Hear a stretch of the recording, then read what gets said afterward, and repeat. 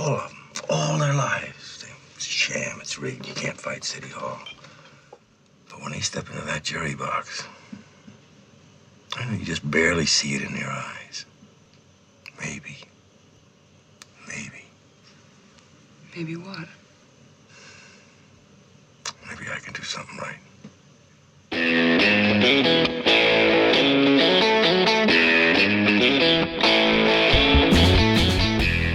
Hello and welcome once again to the Cine-Files, where we are continuing our deep dive into the world of The Verdict. My name is Steve Morris. I'm a filmmaker and directing instructor in Los Angeles, California. Hello, everyone. My name is John Rocha. I'm a writer, producer, host, and voiceover artist in San Diego, California. And I feel like we should have like the sound of sitting in old wooden chairs kind of piped in as we're about to get, and the sound of leather as we're leaning against it, that sound to get us going and into part two of The Verdict. I absolutely agree. This makes perfect sense. This is a film made in these old, huge buildings, institutional rooms. It's got the power of the church and the law around it. I like it. Yeah. And of course, we wouldn't be doing The Verdict if it hadn't been for a fantastic discussion we had with our advisory board on patreon.com/thecine-files. It's also, of course, because John has been asking me to do this movie for literally 8 years. So that also had something to do with it. But that's a great place to support the show. You can get ad-free versions of the show, listen to our shorts. Of course, you can also support the show by going to Apple Podcasts, and you can subscribe there if you're an Apple person. This is literally what keeps the microphones running for the Cine-Files. So any support you can give is greatly appreciated. Definitely. And if you can't support in that way and you hear some of the advertisers that support us, the great people who support us here on the Cine-Files when we have these commercial ad breaks, and some of these products do work for you and you can make sense of using them in your life, then please make sure you use our codes. We put our codes in each of those advertisements there. So, and it lets the clients know that, and the supporters of the show know that you enjoy their product and that we sent you to their product. So make sure you do that as well in another way of supporting the show. So where we left off, Frank Galvin, Paul Newman's character, had just decided to not take the money that he had been after this whole time, and instead decided that he has to fight the case, that he needs to for him. And of course, where we started the film, his one good friend had said, I am absolutely done with you. You're on your own. I'm out. That's it. And of course, where does Frank go when he needs help? To that same good friend. We go to find Jack Warden, who is eating some Chinese food with some other lawyers. He says he needs to see him. And I love that we enter after he's told him, because the first thing we hear Jack Warden say is they walk down again through this huge industrial building. This is the Tweed building in New York City, named for the famous Boss Tweed. So this is filled a building built on corruption in government. And what is the first thing Jack Warden says? Are you out of your mind? I need your help. You need my help. You need a goddamn keeper. Are you telling me you turned down 210 grand? Huh? Because the whole point was he was supposed to take the money. Yeah. That's why he got him this gig. What do you think is happening, though, at the beginning? Because he is reluctant to go with him. He doesn't just see Frank and go, okay, let's go talk.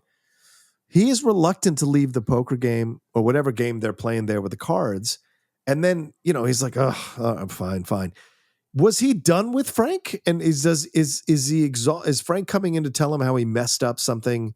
And so he's just like, oh, I don't want to hear it. And I don't want to deal with it. Do you think that's what's going on? Because he doesn't just jump up and go, all right, let's have this conversation. Give me the update. He reluctantly goes with Frank.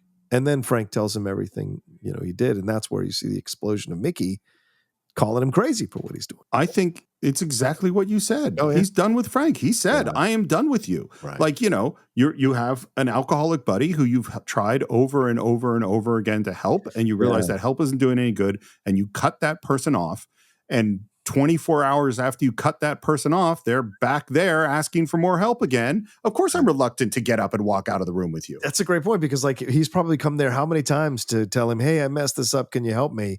And he's probably like, oh, again? What are you going to do? Bring her back to life? I'm going to help her. Help her to do what? She's dead. They killed her.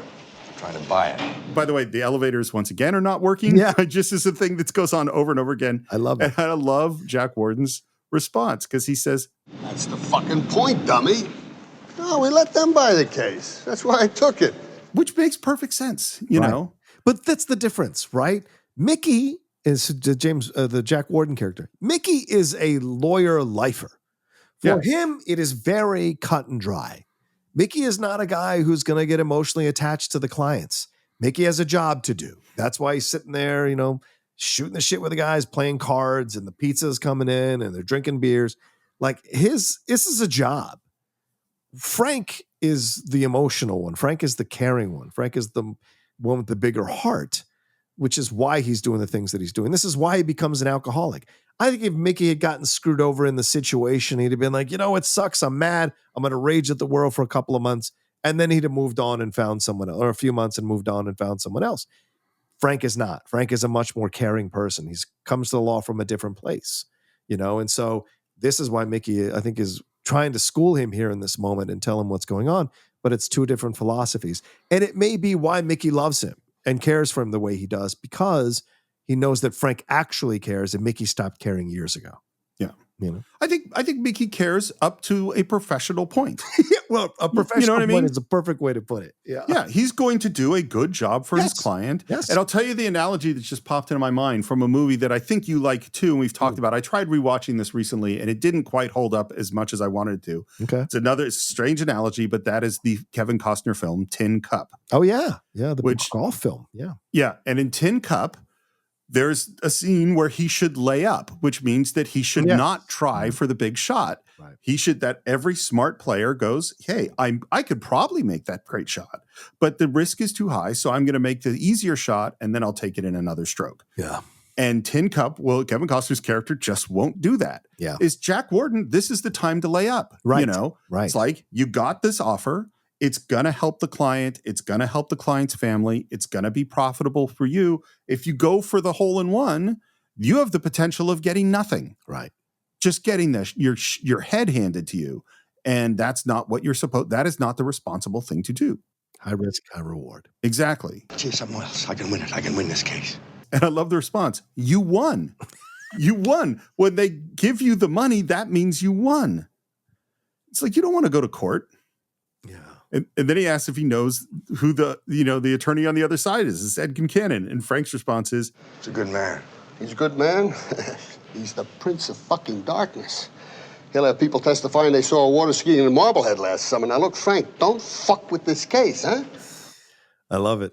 By the way, it just occurred to me as we're talking about this, and because I'm watching the scene as you're talking about it, because I really just love this movie and love dissecting it here with you.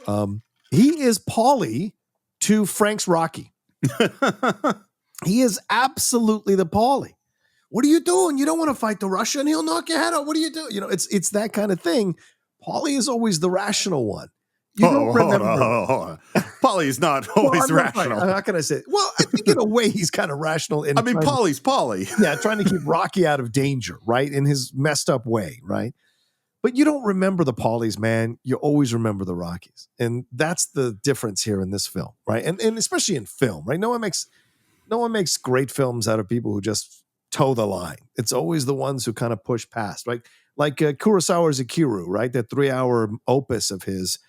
This guy was a pencil pusher his entire life. It isn't until cancer motivates him to do the things that he does that he becomes someone of note, right? It's when you make that change to put yourself out there that people know you and people talk about your story. And so that's the battle here. But I love that Mickey is telling him the odds. Like, yeah, here's the odds, guy. This is going to be insane. And you're going to take on one of the best lawyers in the city and probably in the country, and someone who is ruthless. The Prince of Darkness, that's a ruthless description for a lawyer. It goes, I think what you're saying goes kind of the point I was making about Star Trek in our last episode of like, they don't make movies about the captains in Starfleet who don't make the crazy risk. Right. It's only about the ones who do it and win.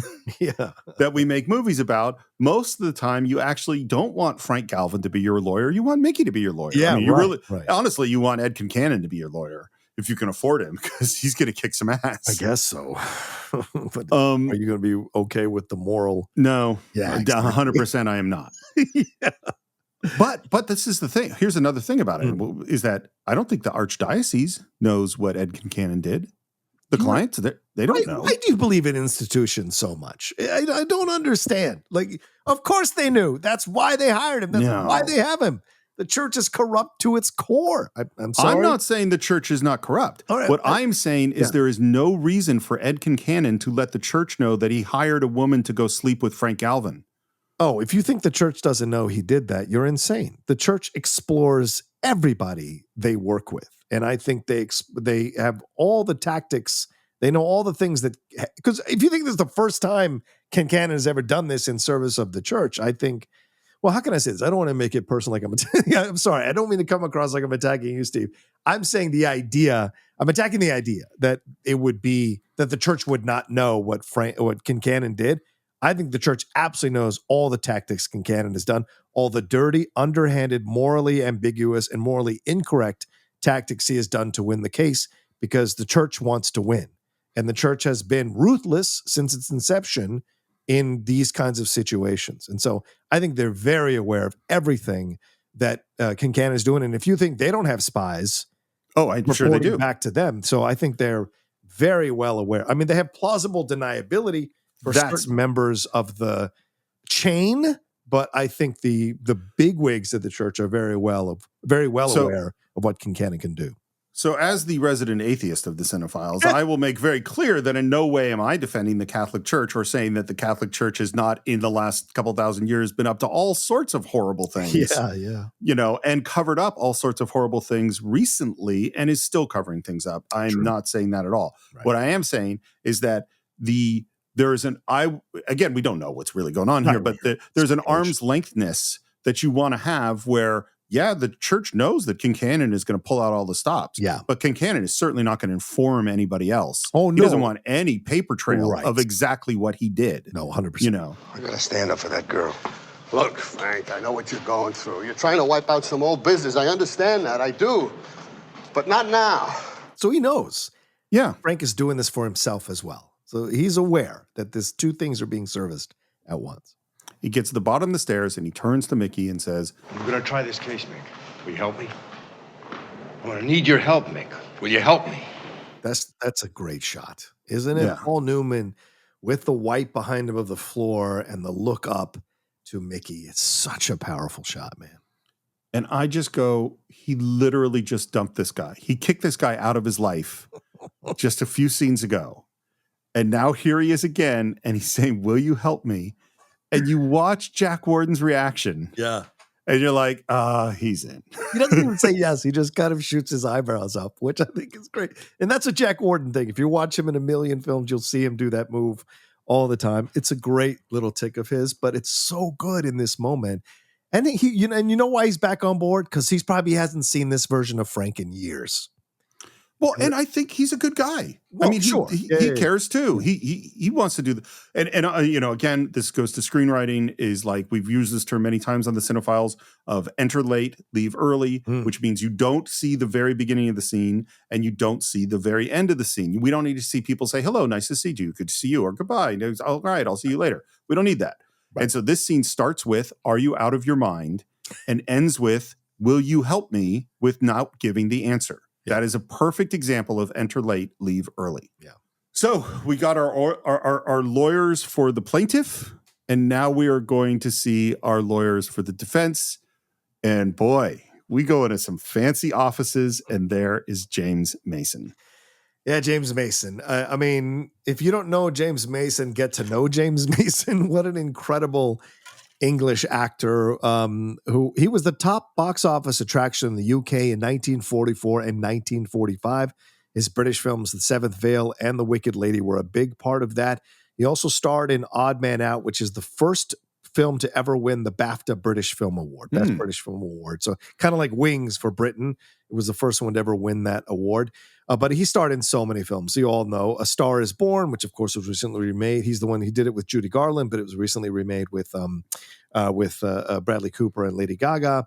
He was also North by Northwest. Remember, he's chasing Cary Grant throughout that entire movie along with Martin Landau.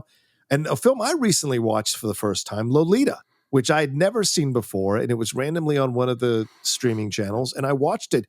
It is a good film. I it is. Do it down the road, brother. So That was so he was the star of that, and of course that was remade with Jeremy Irons. And then Heaven Can Wait with Warren Beatty. He played the angel who was guiding him through it. The Desert Fox. He played Rommel in The Desert Fox.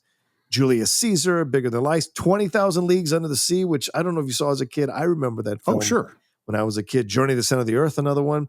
As I mentioned, Georgie Girl, he was in that as well. And The Boys from Brazil, which is a fascinating 1970s film about the Nazis in Argentina with Gregory Peck that I think is awesome, him and James Mason. He was nominated for 3 Academy Awards, 3 Golden Globes. He did win the Golden Globe for A Star Is Born in 1955 and 2 BAFTA Awards throughout his career. Oh, and he was a big caretaker of Charlie Chaplin's estate or Charlie Chaplin's memory, voiced over a documentary about Charlie Chaplin as well.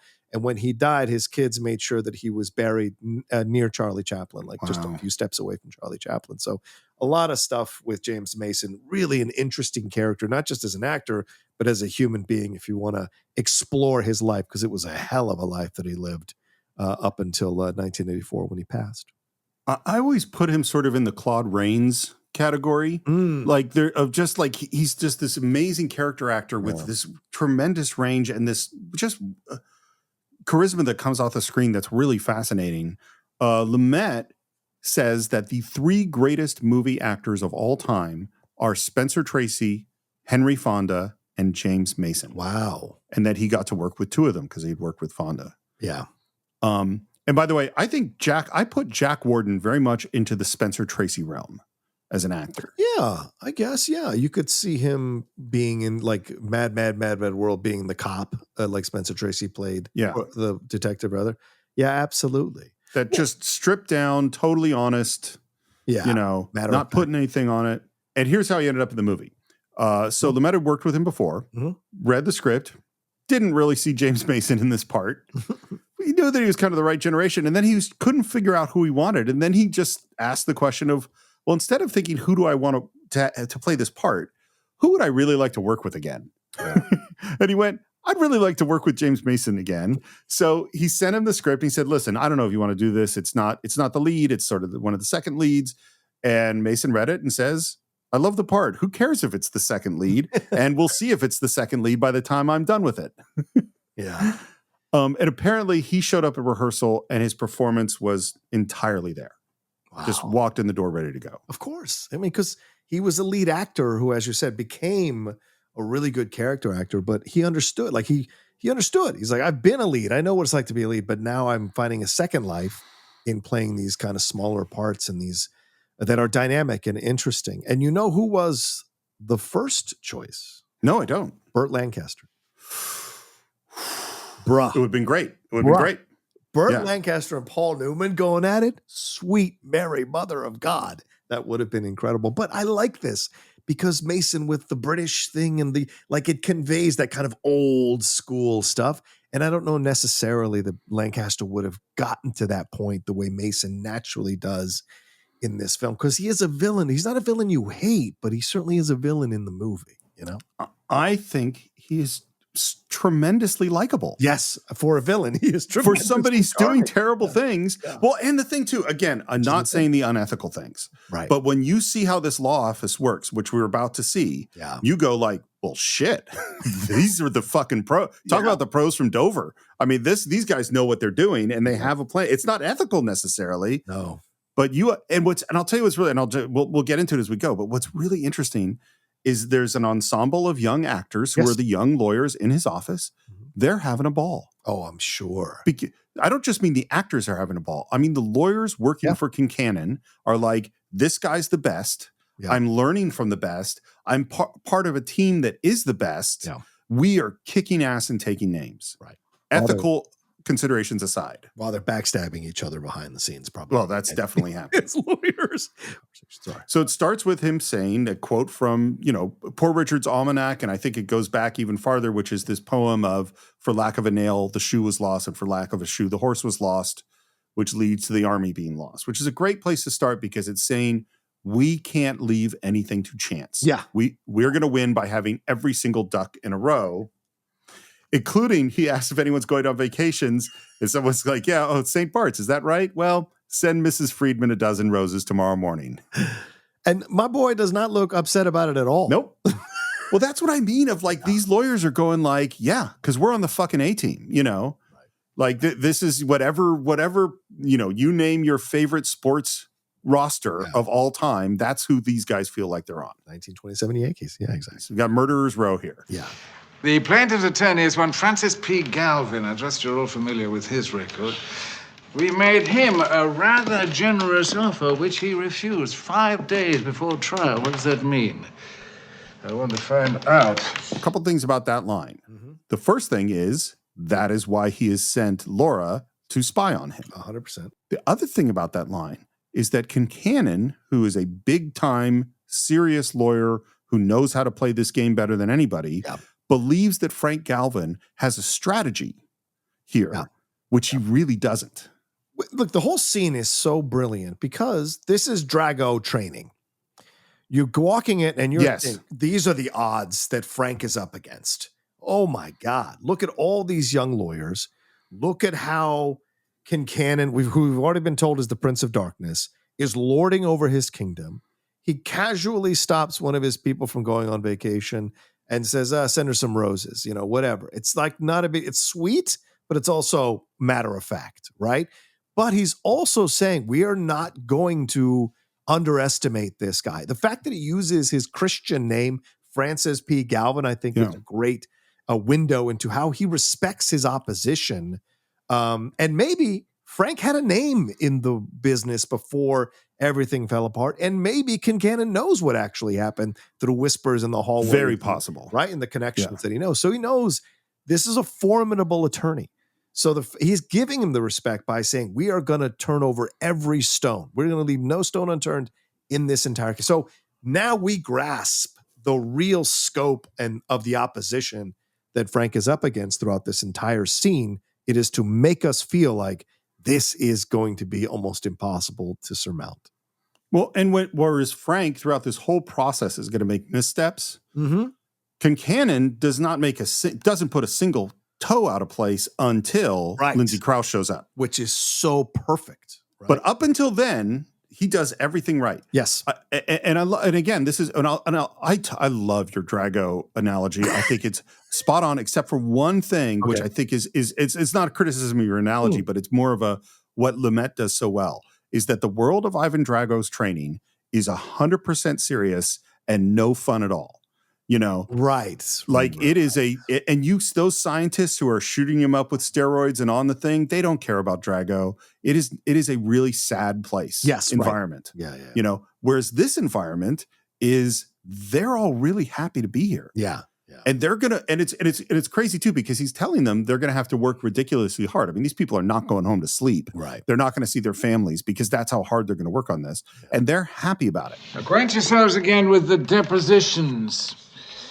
Don't rely on the fact that we did it last year. Do it again. Which I love. Yep. These are the pros. Yep. We want to get all the details, all the information, and then he goes to the next piece of the strategy. I want an article as soon as possible in the Globe, St. Cat's, neighborhood giant serving the community, etc. We've got it in the files. It's not their first rodeo. Nope. And they know exactly how to play this thing. And that's why people fear establishments, institutions, because they have the press, they have so many things at their fingertips, because those people want to maintain relationships. I mean, I deal with it all the time now with the shows I do on my channel, dealing with the studios, how the studios are now using some of these writers, some of these publications to put out essentially propaganda about controversial situations or things that they're dealing with, movies, what have you. You see it all the time, and you hear about it all the time behind the scenes when these writers leave these sites, and you know them. The conversations you have with them are completely different than the stuff they write sometimes. And you go, basically that's the situation. They're so powerful, these studios, that they've now essentially implemented ways to control even the coverage of them, which has been happening over the last few years. You know, you see Penske Media buying up all these websites that are the Variety, THR, Deadline, all these websites that are supposed to be independent and covering the studios. And essentially Penske Media hands down to them what they can cover and what they can't cover, what they can say and what they can't say.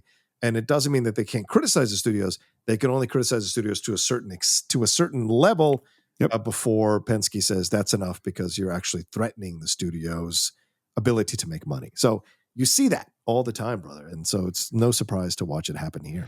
The thrust of this defense will be to answer in the court, in the press, and in the public mind, to answer the accusation of negligence this completely, that not only do we win the case, but we win the case so that it is seen that this attack on these men and this institution was a rank obscenity. Yeah, I love that rank obscenity, man.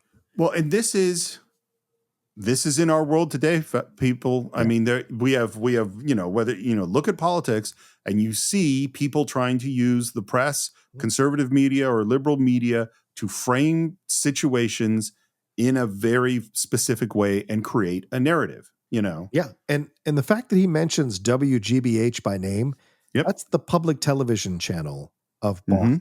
So he wants to get this stuff out there no matter what your political bent is and control the narrative of this whole thing. So yeah, it's a fascinating philosophy.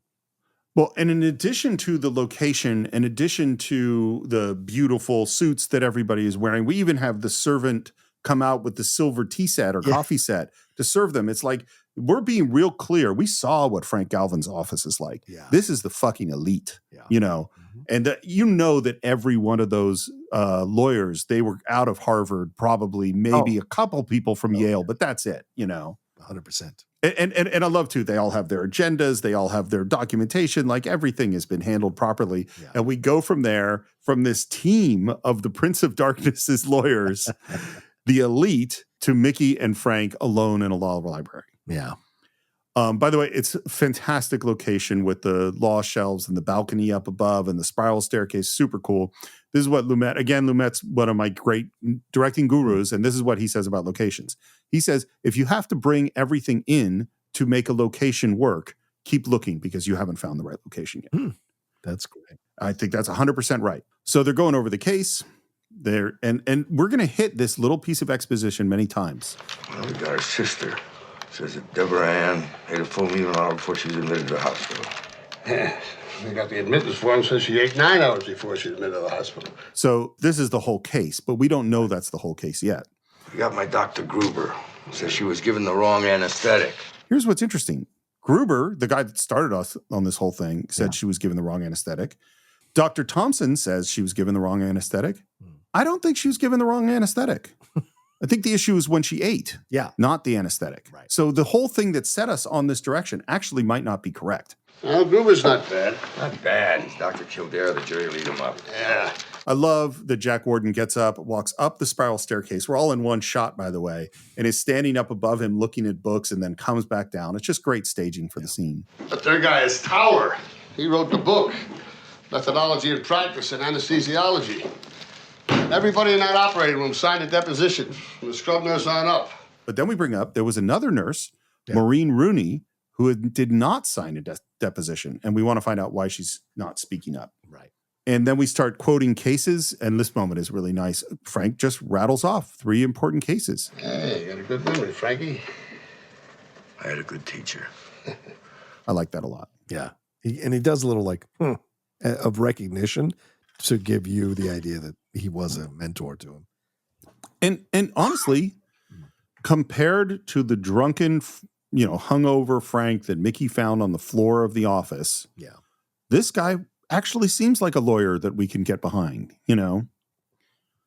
We're back at the bar. Obviously, he was going to buy Mickey a drink. He walks in, immediately sees something and goes, "Do me a favor, I'll buy you a drink tomorrow." What are you doing tonight? And he starts to tell the same joke that he told at the beginning in the bar. And then he just says, "I'm going to get laid." And he grabs 2 shots, drinks 1 on the way, and walks up to Charlotte Rampling. By the way, she wanted the part so much that she flew herself from Paris to audition for Sidney Lumet on her own dime. Wow. You changed my life today. What'd you do? Changed my room at the hotel. By the way, I love her voice. Yeah. One of the greatest voices in film history. And what are you? A cop? No, I'm a lawyer. My ex-husband was a lawyer. And you think she's a lawyer too? Yeah. I think she was a lawyer, maybe gave up the practice to be married to this man who was making more money. He probably forced her to stay home, old school traditionalist, and then cheated on her, divorced her. My guess is that Charlotte Rampling wrote out or figured out or talked out with Lumet or Mamet what the backstory actually is. Oh, 100%. Yeah, it's got to, because it feels solid. I don't know what it is, but it feels super solid. Hey, you don't fly yourself from France if you don't have an idea what this character is. Yeah. How come you called it off? Who says I'm the one that called it off? I like those little moments where she pushes back on him. Yeah. Well, the brick house says you divorced him. I'll put you on your honor. $100 against you have dinner with me tonight. I'll take your word for it. And we see that charming Newman, you know? Yeah. Like he's starting to come out. Furthermore, you came back to see me tonight. What if it wasn't you I came back here to see tonight? Well, you got lucky. And she smiles and he asks if he's eaten. Mm-mm. Come on. My God, you are some beautiful woman. He's clumsy. He's awkward. He's rusty. Yeah, and you can rusty. tell from the game that he's playing here, he's rusty. He's desperate. He's over promising. He's over trying, I guess I would say. And she's not, right? But the fact that she gives in to him gives him even more like confidence.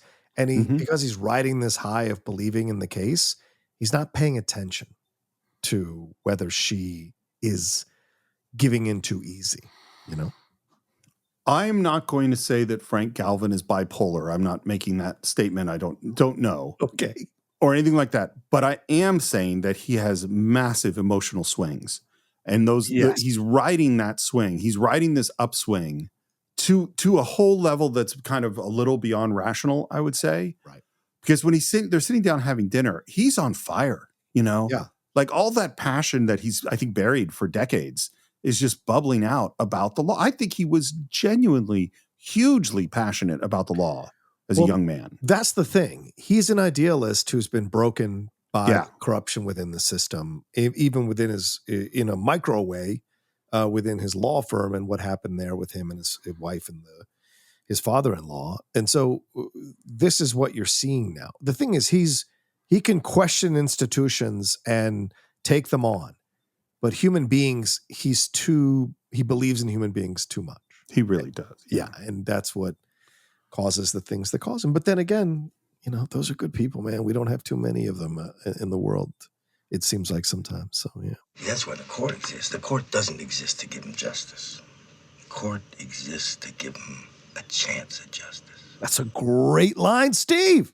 A chance at justice. I'd never seen it that way till I watched the movie again years later, and I was like, oh, that's what he's saying, you know?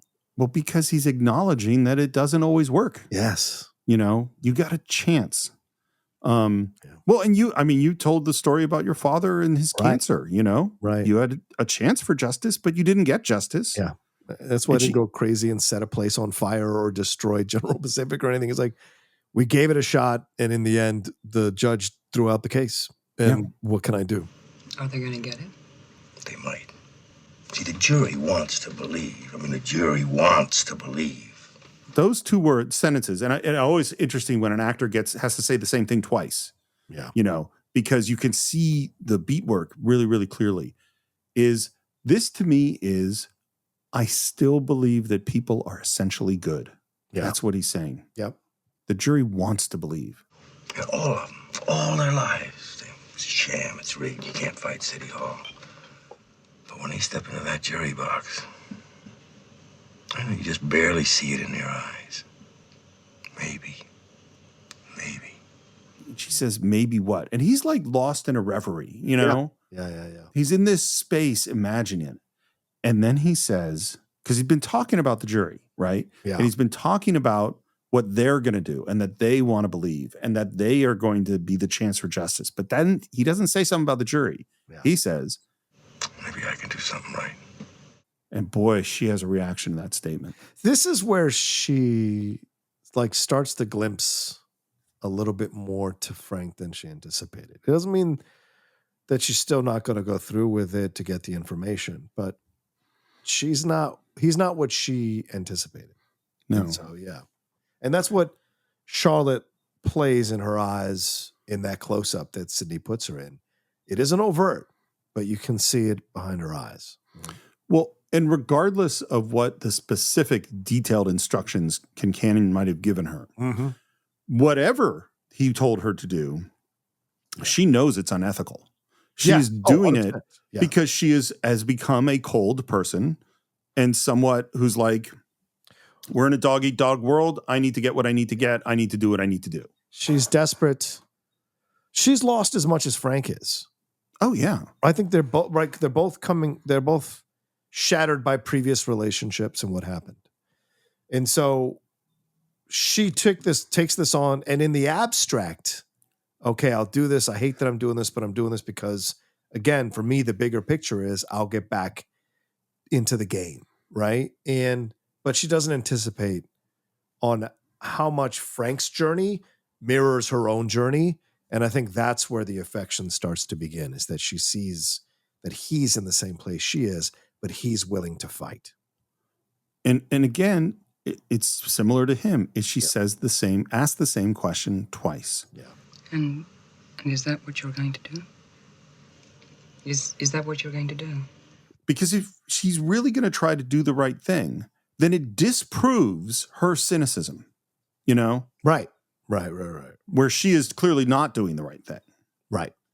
And he thinks and he laughs and smiles and says, That's what I'm going to try to do. I love that. It's great. We're back at Frank's place. And I think it's surprising, like the first time you see the movie, like, oh my God, this is moving. I didn't expect this to move this fast, you know? Oh, Steve. Okay.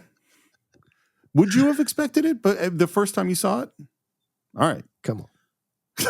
These two good-looking professionals who are of older age. Yeah. All right. I suppose that's fair. I've had numerous one-night stands. It happens. I'm not saying one-night stands don't happen. I didn't expect this one as much. No, but the framing, again, the framing of the shot, the lighting of the shot, because they come into the kitchen on the left side of the frame, which is lit, and then there's this dark space in the middle, and then we see the bedroom on the right side of the frame, and in the bedroom on the messy bed, because he didn't expect to be bringing anyone back. Yeah, here is the photo of his ex, I assume, sitting next to the bed. And he takes her coat, offers her a drink. Did a lot of drinking in this movie. Oh, yeah. And it's, again, these are the choices that people don't talk about, except on the Cine-Files, is that when someone offers you a drink and he says, do you want soda or water? And she says, no, that's a great character choice. Yeah. You know, because the person who doesn't want any dilution in their booze says something about that person. Yeah, agreed. And then the way he walks up and kisses her just feels so human and real to me, you know? Yeah. And she sees something. It's obvious that she sees something. And he turns and he looks around and sees the photo of his ex on the bed. And it's so cute. I love the way he does it, is that he walks over, he puts the photo face down. He gives the perfect shrug of like, yeah, I know that's weird. You know, it is what it is. You saw that. And then I love her smile, and she just starts unbuttoning her blouse. She says it's okay. Back to playing pinball. Oh, and he's doing great. Woohoo! Again, this is Lumet, and what karma is giving you is that the pinball machine is telling him things are going great. Yeah. He runs up through the courthouse, and he enters the judge's chambers late. Frank is not a trustworthy guy, and he hasn't grown up. And this is, I think, part of the problem why he got screwed over and why he got lost in that deal. And it's the truth. Like, sometimes idealists are still, they don't grow up, and could be good, could be bad, depending on the situation. But clearly with him, he's still a little bit of a impish child in a way. And even what you just said, like turning over the picture and the shrug and the smirk of like, you know, what are you going to do? That kind of thing. But then later why in God's name are you playing pinball, which causes you to be late to meet the judge? And that's the irresponsible, childish thing of him that is a kind of frustrating through line throughout the movie. The story and the writing and Sidney Lumet's direction and Paul Newman's performance is like, they're making us care for him, but they're also making us worried and concerned that he's not going to be able to do the job because he keeps making these mistakes, you know? There was a phrase I believe that you invented. I'm going to give you credit for inventing this phrase way back in our episode on crimes and misdemeanors, which is one of my favorite of our earlier episodes, is that you describe Woody Allen's character in that movie as a convenient idealist. Oh, which I've always found to be a great phrase. And I think to some degree, like that describes Frank too, because there are a lot of clients he's screwed over the last many years, because of his drinking, because of his not showing up to things and not preparing for things, is that now him being idealistic is, well, it's idealistic because this is about you. Yeah. And the thing I thought about too is like putting aside all the ethical stuff with Ed Concannon. Yeah. If Frank had been a young lawyer in Ed Concannon's office, he would never have showed up late for anything. No. And he would have learned, there's no way that he would have been allowed to be a child, you know? Right. Like he would have had his ass handed to him and he would do it right or he would be gone. Yeah. You know? And so he shows up to this judge's chambers and there is our judge. And I just think he is perfect casting. I agree. Judge Hoyle is played by Milo O'Shea, who is a fantastic Irish actor. He was nominated twice for the Tony Award for Best Actor in a Play for his performance in Staircase, which is a play he co-starred in with Eli Wallach that was directed by Barry Morse. And it was Broadway's first depiction of homosexual men in a serious light. It's 1960. I never even heard of this play until I was doing research for Milo O'Shea here. He also was nominated in 1982 for a play called Mass Appeal. He was you guys have seen him probably in other films as you were growing up. He was the well-intentioned friar in Zeffirelli's Romeo and Juliet. He was the villainous Dr. Duran Duran in Barbarella, and then reprised it later when Duran Duran did an arena tour. He played the character again because that's what they took Duran Duran from. He also appeared in The Purple Rose of Cairo, speaking of Woody Allen there, The Dream Team, which is a great Michael Keaton film from the 1980s, and Only the Lonely, which I think is one of my favorite underappreciated John Candy films there. And of course, Steve, you know him as Chief Justice Roy Ashland in the series West Wing. He was in a number of those episodes as well. He was in the season 10 finale with Cheers, and also in an episode of Frasier playing the same character there, Dr. Schachter. He appeared in the pilot episode of Early Edition. So in a number of TV shows and films, not massively, popular or famous, but certainly when you saw him pop up and stuff, he was very memorable, and he is extremely memorable in this role here in The Verdict. What's so great, first of all, he's got just a great look. Like he just looks like that Miles O'Shea. Like that's what he looks like. And then, but he also, what's so great about what he does is that this is the feeling I have, and I'll maybe you feel differently about him, which is that he is a lesser person who failed his way up and believes his own press. Oh. You know what I mean? And I think Frank, in little moments, knows that as well, which the film does a great job of giving you that little bit of conflict between Frank and Judge Hoyle there with that, because he knows his reputation, which he brings up later in the film really strongly. You're late, you see, Alvin. I know, I'm sorry. Yeah. Oh, why is that? I just got held up.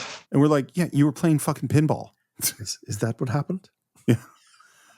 By the way, Newman does some weird leg thing as he enters, like his clothes, his pants leg got caught on his heel, or I don't know exactly what happened.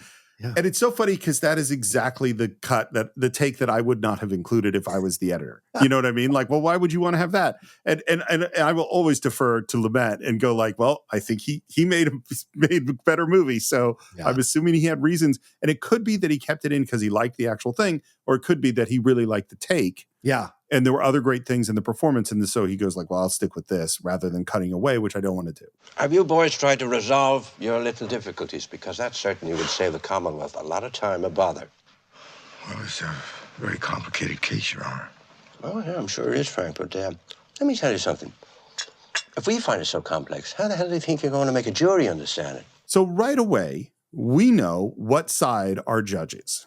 I think we know that he's on the side of, I want to get as little cases, I want to get out of here as quickly as possible. You know what I'm saying? Because a lot of judges do this, like resolve the stuff quickly so we can be done with this case and I can move. Because they get so many cases put on the dockets, they don't want to go through a trial if they don't have to go through a trial. So I think he's right now trying to finish out the trial, trying to get this resolved so they don't have to go to trial. But clearly he thinks Frank is being the obstinate one in trying to make that happen. Well, and he's correct. Right. No, he is. 100%. Yeah, he's 100%. And so he says, and this so reminds me of what car salesmen have said to me. Now, let's talk a minute. Frank, what would you and your client take right now, this very minute, to walk out of here, let this damn thing drop? And there's a long look, and Frank, and this is where you just want to shake the dude. My client can't walk, Your Honor. Oh. That's such a great reaction from the judge there. And that, like, you son of a bitch. And why would you antagonize the judge in your case, right? This is another version of Frank's self-destruction, wanting to poke the thumb at authority whenever he can. Well, and again, I'm going to ask this question. There's no evidence of this either way in the film, but it's the same thing I asked about Concannon, about Laura, about the bishop, is like two possibilities here. One possibility is, I mean, obviously the judge wants to get things moved along. He wants things settled. He doesn't want to go to trial because it costs the Commonwealth money. It's a pain in his ass.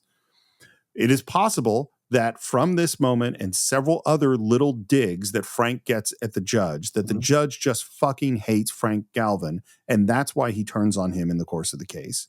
Or it's also possible that this judge is on the take. Well, but I don't, that's possible, I guess. I don't see, and certainly Frank intimates that later on that that's a possibility, but I don't know if I would say that necessarily, but it's certainly something to consider because he has such an almost immediate distaste for Frank. But that being said, Frank fucking showed up late, and that's super disrespectful to a judge to show up late in a situation like this. So it's bad to get on the wrong foot of the judge right off the bat.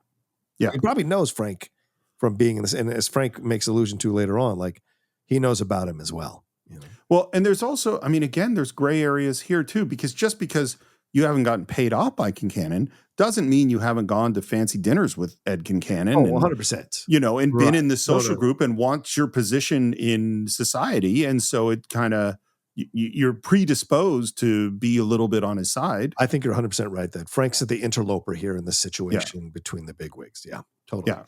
Bishop Brophy and the Archdiocese have offered plaintiff $210,000. And the judge is like, well, there we go. What's the problem? And I love, and this is something I find really interesting. Now, we know that the instructions from the Archdiocese is we want to settle. We don't want to go to court.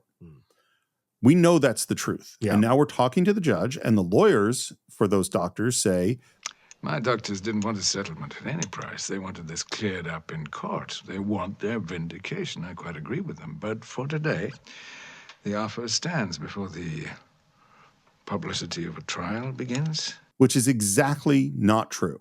Yeah, right.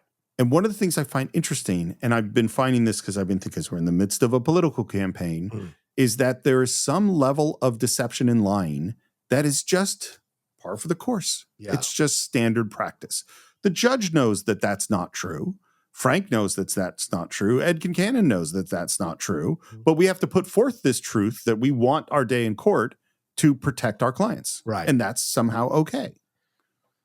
I think, and I would encourage people who watch, listen, again, I said this in the first part. I just love this movie so much. I could dissect it second by second. And maybe I'll just do a whole podcast where I go minute by minute through the whole film.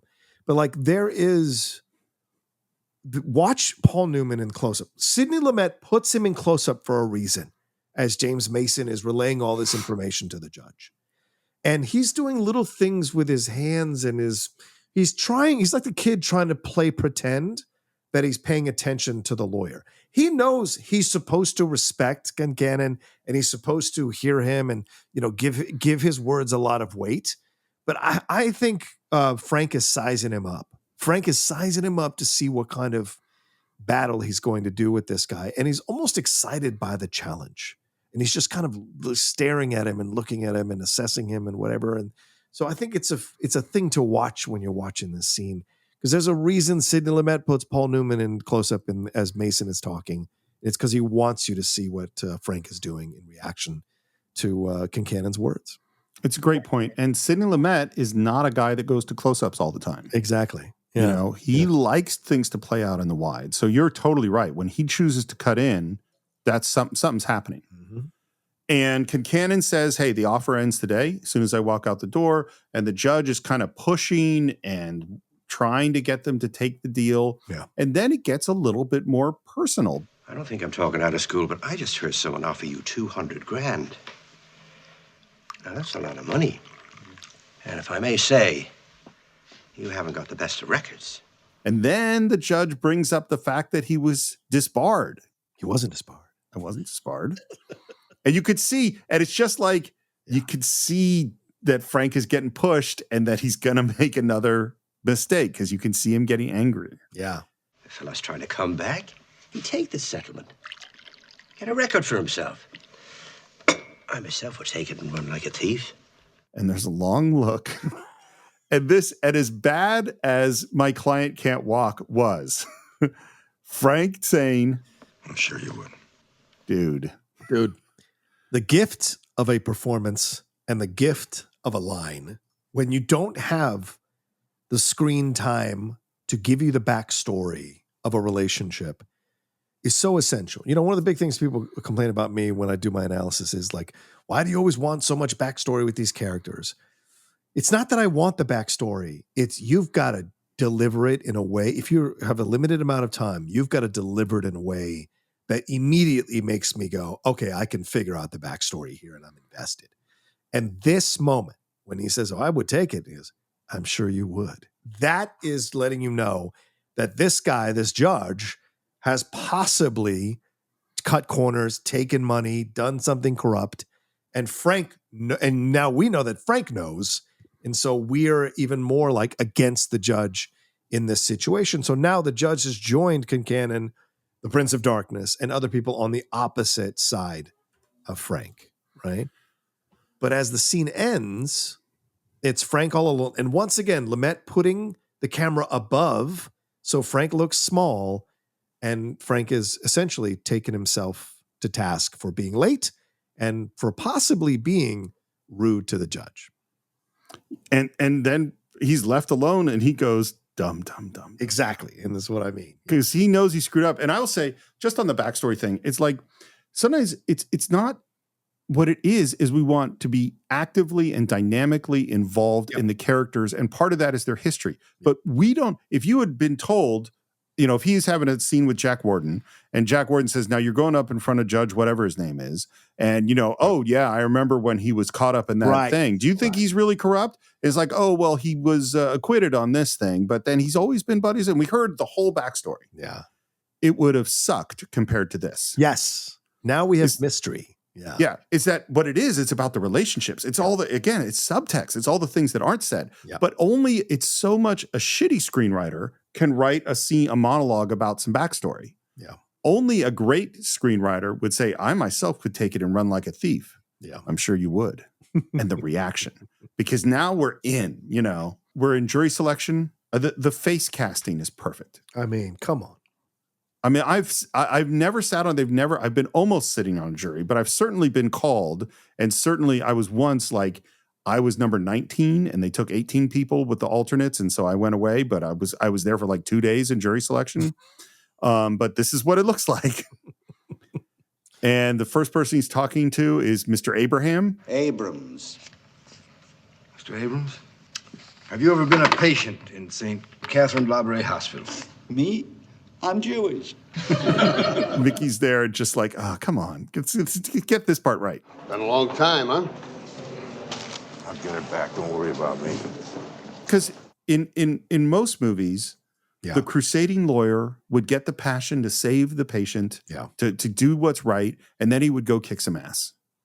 And that's not this movie. That's why I love it so much, because there are obstacles all the time for him, and he's not a perfect lawyer, and he stumbles and he falls, and by every stretch of the imagination, he should have lost this case. If he hadn't found what's-her-face, and by the way, doing through nefarious means, he would have lost this case. Honestly, the way the jury finds for the plaintiff, yeah, probably they were wrong. You know what I mean? Based on the instructions given to them by the judge. Oh, sure. If they to disregard Lindsay Krause's testimony. So he should have lost that case. Right. What do you want me to do? Concannon's going to try the case his way. I'm going to try it my way. You want me to go wee all the way home just because he's got some flack, some stories, and some newspapers? Because what they've done is they've undermined him so much up to this point. Yeah. That we're like, I don't know if he's going to. I think this is one of the critical things is that they're movies, that Superman's going to save the day. The Captain Kirk, as I brought up many times, the Enterprise is not going to explode until we get to Star Trek 3. Right. But other than that, we know the Enterprise is not going to. I think in this movie, we have no idea if he's going to win. Nope. Not when you're watching it the first time. You have no idea. And then he suddenly remembers that he's supposed to meet Dr. Gruber, which is like, dude, this is your key witness. Why didn't you call him the day you decided to go to trial? Yeah. Like, why are you waiting till now? So he gets some cigars. Get some Maduros, a box of Maduros. And he also asks Mickey if he can help him by going to meet Laura because he's going to have to, because he's going to go have to find Dr. Gruber. Right. But as he's heading out, there are his clients, his sister and the husband. Talk about not telling people. You didn't call me up. Who do you think you are?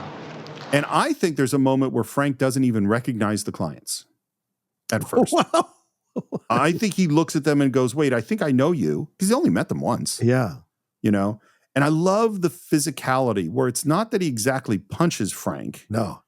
But he bumps him, He hits him in the shoulder. Yeah. Because he knows, maybe he knows, I can't punch him because it could be assault and battery. But if I hit him in the shoulder, maybe I can get away with it. And again, James Handy is ferocious in this in this scene, back and forth. And I think it's really interesting that they have this character choice that he hasn't put his coat on, that half his coat is on and half his coat is off. I think that's interesting. Yeah. Yep. His armor is down and here he comes the clients to come at him. And look, the fact that Frank hasn't told him what he's done is super shitty. That he hasn't told him that he didn't take the offer and that they're finding all this stuff out in the papers. It is super shitty what Frank has done. And I think what you brought up, I think in the first part, is Frank doing this for himself or doing it for her sister? It's a valid question now when you see that he hadn't even told them that he had turned down the offer and that he's taken this to trial. Now, first of all, it's unquestionably ethically wrong for him not to tell them. My guess is it's legally wrong. You can't. I mean, we're in a weird thing where it's like, is it that the client is the patient? Or is it the client is the sister and her husband? Right. But definitely if someone makes you an offer, you have to relay the offer to your client. Right. You can try to talk them out of it. Yeah. But it's their choice, not your choice whether or not to take that offer. It's up to them. And I think he did it on purpose. Of course he did. He knows they would have taken it. And so he didn't tell them about it. Yeah. And I love, too, that in addition to being angry, when he starts to talk about going to see this girl in the hospital for 4 years, you see his emotion. See, 4 years. My wife has been crying herself to sleep. What they did to her sister. And that's undeniable. The reality of the emotions that are happening with the family is undeniable. Yeah. Look, I swear to you, I wouldn't turn down the offer if I thought I couldn't win the case. What you thought? I am a working man, and I am trying to get my wife out of town. Now, we hired you, and I am paying you. And I got to find out from the other side that they offered $200,000. And Paul Newman, it's just in this ineffectual kind of way goes, I'm going to win this. Yeah. Because once again, he's been caught doing something shitty. Like a child, like a teenager again.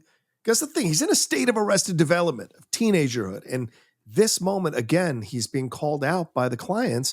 And you're right. James Handy doing a wonderful job here, acting the emotion of the scene. And the way Lumet frames it, where he is in focus closer to the frame, she is behind him in the smaller focus, doing these kind of little mousy moves because she's not going to confront him.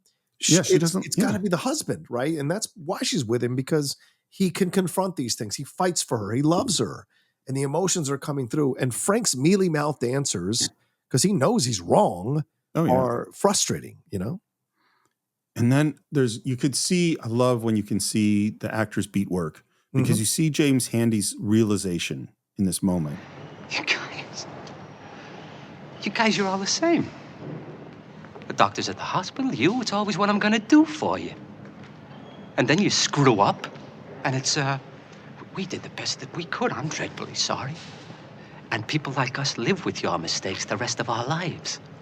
I think that's fucking powerful, man. Yeah.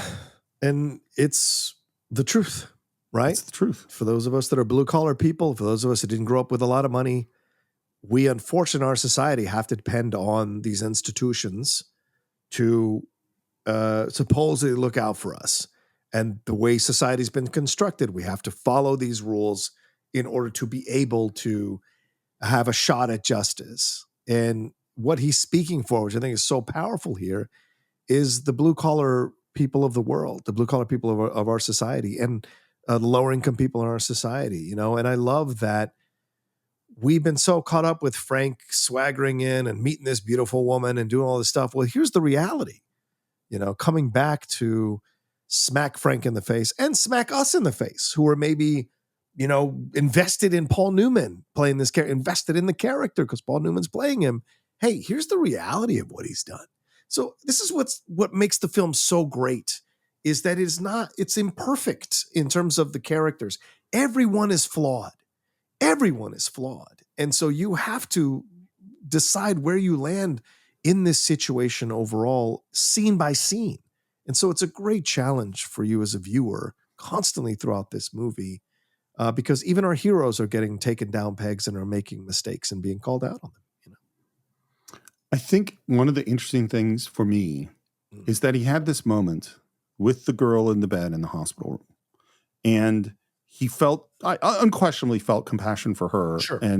But the thing is, she's not really his client. I know he says, right. I'm her attorney. Right. But like, she's, the way they discuss in the movie, she's already dead. Yeah. There is nothing to be done for her. Right. The living people is this husband and wife. Right. And he's created an abstract, this sick girl. That's who I'm fighting for. Yeah. Because it's really about him on some level. Yep. And he's not going, hey, he's not the reality of this couple. Yeah. He's not thinking about, you know. Because he just cost him his job. Remember, she said he had an offer. If we could get this thing settled, we're going to go to Tucson and we're going to, you know, like and take the money of whatever's and put that towards her being in the hospice care. And that's that. So the fact that he didn't take the offer and left them dangling, this is what he's saying. You cost me money. He's saying, I lost the job that I was offered. And now I'm stuck here. And my wife is stuck here because we were trying to leave this place to go to Tucson. Now you've screwed us in the situation, you know, and she pulls him back, which I think is a great character beat as well, in a window into their relationship. Why you cast two great actors like this. She pulls him back, and he takes her lead in being pulled back from Frank, and they hug and they walk off because they're like, this happens to us all the time. This is a shitty existence. Blue collar people talk about this all the time, how much they're fucked over by people in power, and it's an unfortunate situation. And so all they can have is each other and try to navigate yet another obstacle in their life. You know, people who have a lot of money have no concept of what it's like to live in a world where every little thing matters. Every little thing you can lose. You could lose anything at any moment. Someone gets sick and all of your money is gone. People have no idea, you know, and I love that they get just a little bit of real estate in this movie to make sure that point is hammered home, and they take advantage of the time. I think when you talk about money, there's no question in my mind that money does not buy happiness, and money cannot solve all problems. Right. But money can make things go away sometimes, and the lack of money can't. And I agree with you as a person with some money, like having spoken or read or been around people, like the cascade of problems. Yeah. I can't appreciate, or I can appreciate in the abstract, or listen and try to be empathetic, right? You know, But like someone who has a fender bender and get their shifts shortened at their work, and their spouse gets sick, all back to back. They might be an inch away from homelessness. Yeah, you know, just by getting it. And if those three things happen to me back to back, I'm fine. Right. You know. Right. I weather that storm, you know? Yeah. And I love, by the way, this is, again, it's great screenwriting. You could have done this scene without Mickey there. Yeah. 100%. But having Mickey there watching this, real powerful. Yeah, because he runs over to defend Frank. Let me ask this question. Yeah. Let's say Frank did the ethical thing, And gets told- the offer from Concannon, Yeah. doesn't want to take it, says what he's supposed to say. I'm going to have to talk to my clients. Right. Goes to his clients. Do you think there's any chance he could have persuaded them to go to court? No. I don't think so either. I think he could have persuaded her. I don't think he could have persuaded him. I think maybe he could have persuaded them to play a little bit of chicken and try to get the offer raised. Yeah. But I do not think he could have persuaded them to go to trial. Right. They didn't want to go to trial at all. Which, by the way, is what he should have done. He should have said, no, 200,000 is not acceptable. You know, we're going to go to court. And then they come back with 400 grand. And then you say, thank you very much. Yeah. You know, 600. Yeah. he goes to the doctor's, locker room or whatever. There's no Dr. Gruber. Dr. Gruber isn't here today, sir. No, David. Well, he's not on the chart. He hasn't been here all day. Paul Newman, watching him fall apart in this sequence, it's astounding acting. This is why you can't cast Robert Redford. Right. You just can't. Paul has this gear. Paul has this ability. And I think Robert has always been, how can I say this? Robert Redford is of the elite.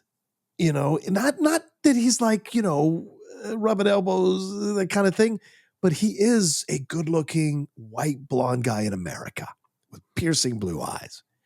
And so for him, life is different. He's an introvert. He's an intelligent guy. He's a thinker, certainly a person who accomplished Sundance Institute and all of that. Great. Yeah. Directed great movies. Exactly. Yeah. He is. But Paul is that rarity. Paul is that good-looking guy with the blue collar instincts. And you can see that in his work. And so when he goes to these places, you believe it and you're invested in it. And so in a way, he's a champion for the causes while also being a movie star at the same time. For the causes in the movies that he's in, while also being a movie star at the same time. And that makes him so human, right? Robert, I've rarely felt the human side of things in his performances. I think he's a good, damn good actor and all of that. But like with Paul, I love Paul. Like I'm in with Paul wherever he takes me. And I'm not always that way with Robert. Although I will say with The Natural, that's one of those rarities that I think is why that film stands out in his resume, So I know I've now told this story a dozen times at least, but I think it relates to what you're talking about, which is that originally Mike Nichols was going to cast Robert Redford in The Graduate because he had done Barefoot in the Park with him and they were good friends. And the character of Benjamin is described as a blonde-haired, blue-eyed surfer type guy, right? Which is Robert Redford. Yeah. And he goes to Robert Redford and asks him what he thinks is an important question. Bob, have you ever not scored with a girl? And Redford's response apparently was something like, what do you mean not scored? And Nichols looked at him and said, I can't cast you in The Graduate. Because there's something, and this is the thing, it's that I wouldn't put it as a class thing necessarily. I wouldn't put it anywhere other than Robert Redford has a certain level of cool that he cannot go below. Inherently born with it. Yes. Yeah, that is just who he is. That we see him in 3 Days of the Condor looking panicked. Yeah. And super intense. We re-released it recently when we did Captain America Winter Soldier, is that he's panicked and freaked out. Yeah. But he's still cool. Yeah. You know what I mean? Yeah. Like because that's some actors, this is who they are. He doesn't have this gear. He has a lot of gears. Yeah. But this one he doesn't have. Because what we're watching with Newman is not cool. He is barely keeping it together. You know what I mean? Yeah. When he's going to all these different places, you see that he's descending back into hell. Yep. Like he's descending back in. And the close-up shot when he turns back to the street and he's all in white he's in white, but half his face is in shadow. The desperation on his face. We now are with him. And I think it's so smartly constructed, the film. We just saw the clients give him shit for not telling them the truth. And he did it in an arrogant way. Like he did that from a place of arrogance and selfishness. And now everything he's been riding, that wave he was riding, is about to come crashing on the shore. And he is now with a broken surfboard adrift in the water, and I love it. I love it. he finally gets this woman to answer the door, and he's asking where Dr. Gruber is. You can't reach him, sir. He's on some island in the Caribbean. They don't have a phone. He'll be back in a week. And first of all, Lumet makes the choice that we're just going to stay on Newman. Yeah. Like we don't need to see this woman on the other side of the shot, that we're going to stay on him. Yeah. You can see him disintegrate. Yes. And the thing too, and again, this is why screenplays are structured, is it's the previous scene was he got accused of doing this for him and that he ruined these people's lives. And his way to feel okay was his belief that he was going to win this case. Yeah. He had Gruber. Yeah. Yeah. And now and I would say too, by the way, based on what we know about this case, I don't think Gruber was going to win him the case anyway. Probably not. Yeah. And so now we see that he is exactly who they said he was, or he's coming to terms. Well, you know what? It's funny too. You said this is a movie where he's a child on some levels. Yeah. Is that this is him growing up, man? Yeah, grow the fuck up. This is what happens. Face the reality of what you are doing. And the judge is about to tell him what the reality is. Right, exactly. And so the fact that and it's great that you point this out. We're watching Paul react to everything, and we see him do the slow turn and the blink and the slow and the shaking of the head, like, how can this be happening? How can this be happening? And we just heard, the blue collar couple there say, you people are all alike. You let us down. You say, oh, we'll do the best we can. And then we have to live with the consequences. Well, here's a doctor who confidently said that he was going to be there for Frank and for the case, and that these doctors were terrible for what they did. I don't want them in the same profession as me. And what are they going to do? Not invite me to their Christmas social? And he took their fucking money and ran. That's what we assume. Yeah. Yep. Or it might have been a threat. A lot of people let down by people who said they would be there for them is what I was saying. Sorry, Steve. No, absolutely. I totally agree. Or it also might have been a threat. It could have been hey, you're going to lose your job at the hospital, or it could have been blackmail, or it could have been, any of those things. Right. We're going to go through all your cases and sue you for malpractice. We'll find something. Yeah. Whatever it is. And this is the thing, is that it is that he is the thing that Handy described of you're just like one of them who take the money. Yeah. Our shining star was Dr. Gruber. Yep. He was like the hero who didn't give a fuck, who just cared about doing the right thing. Yeah. Nope. They don't exist in this, Yeah.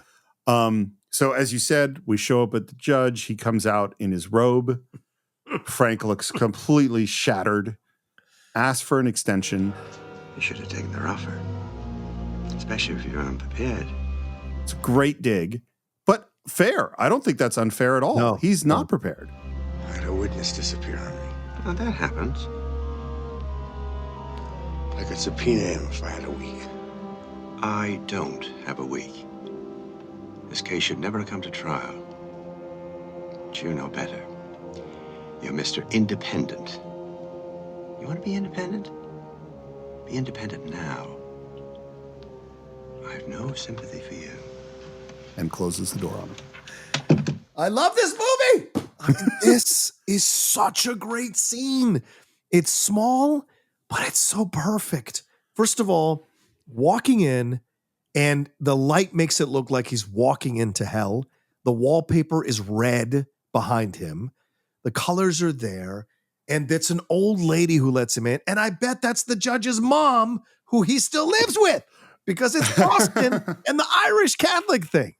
So that is an interesting element. And then you see him, and the way Sidney shoots him, he is in that robe. He doesn't make a lot of gestures. He's wearing the reading glasses, which already give you an air of condescension.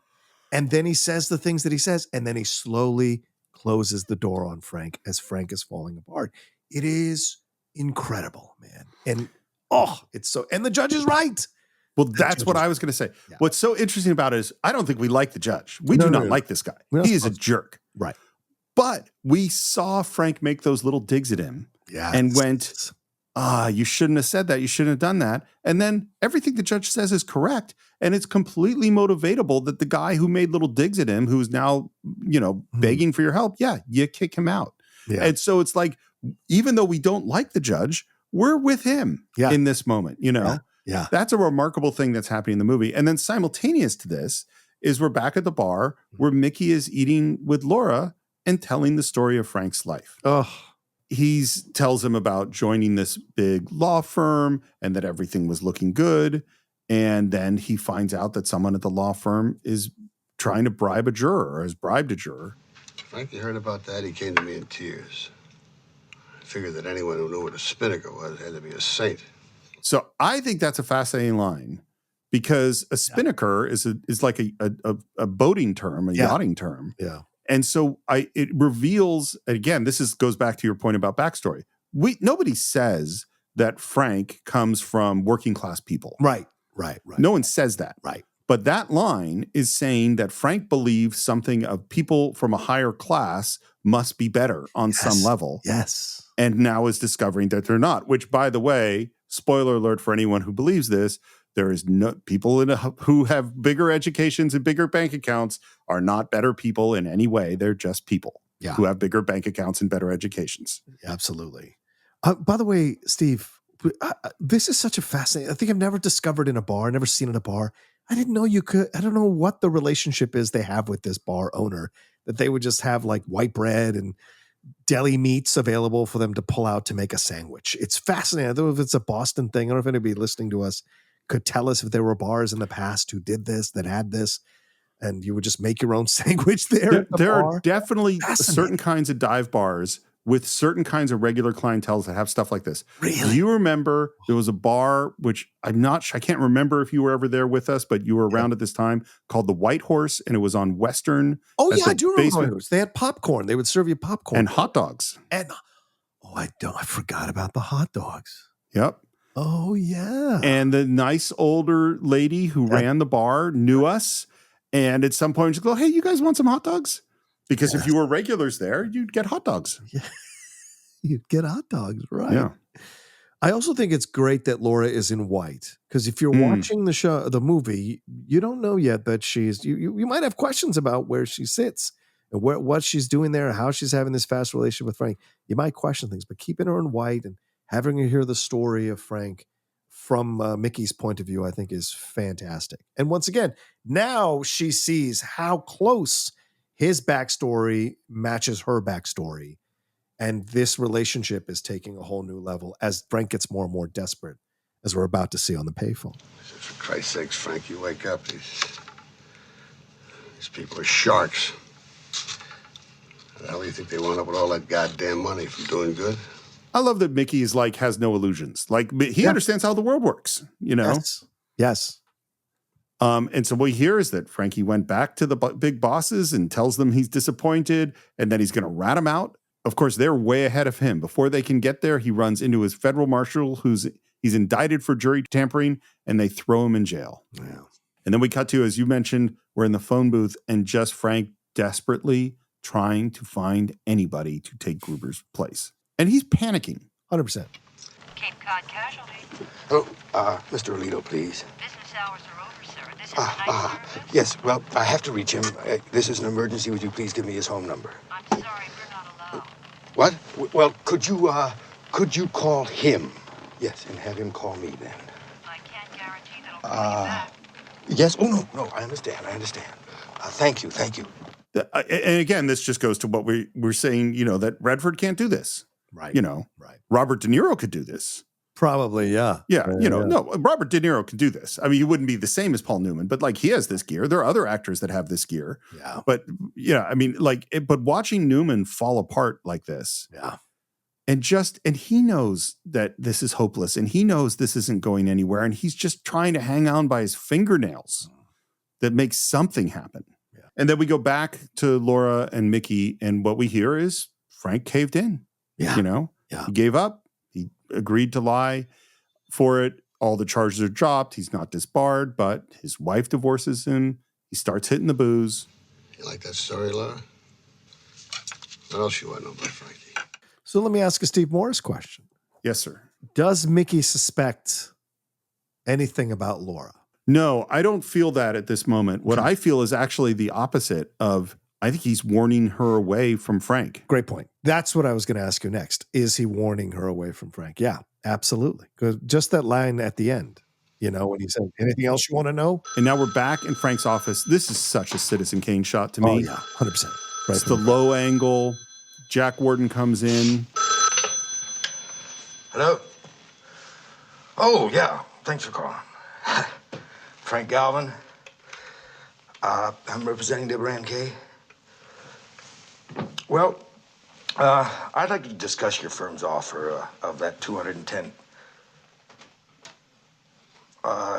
Well, in the sense that, we'd like to accept it. And it's so sad, you know? Yeah. Where was the cocksure Frank that was riding high over the last 10, 15 minutes? Now look at him, broken, defeated, just like a teenager. Dad, can you come? Can you come get me now? I messed up. Can you come get me? And it's like, no, bro. There's no end to this, bro. You've got to sit in it. Well, and again, it's the comment that Sidney Lumet made about Newman being able to play all these different levels of sincerity. Yeah. And now he's trying to play off that he's disappointed that his clients have decided they wanted the money and that he would like to go to trial, but he's trying to pull that off. Yeah. And he is not pulling that off. No, because Concannon knows. Yeah, well, it came as something of a shock to me, too, but it is my client's wishes, and she changed her mind as of tonight, and of course I tried to dissuade her. On the eve of the trial, well, you understand, I think she just came down with a terrible case of the jitters.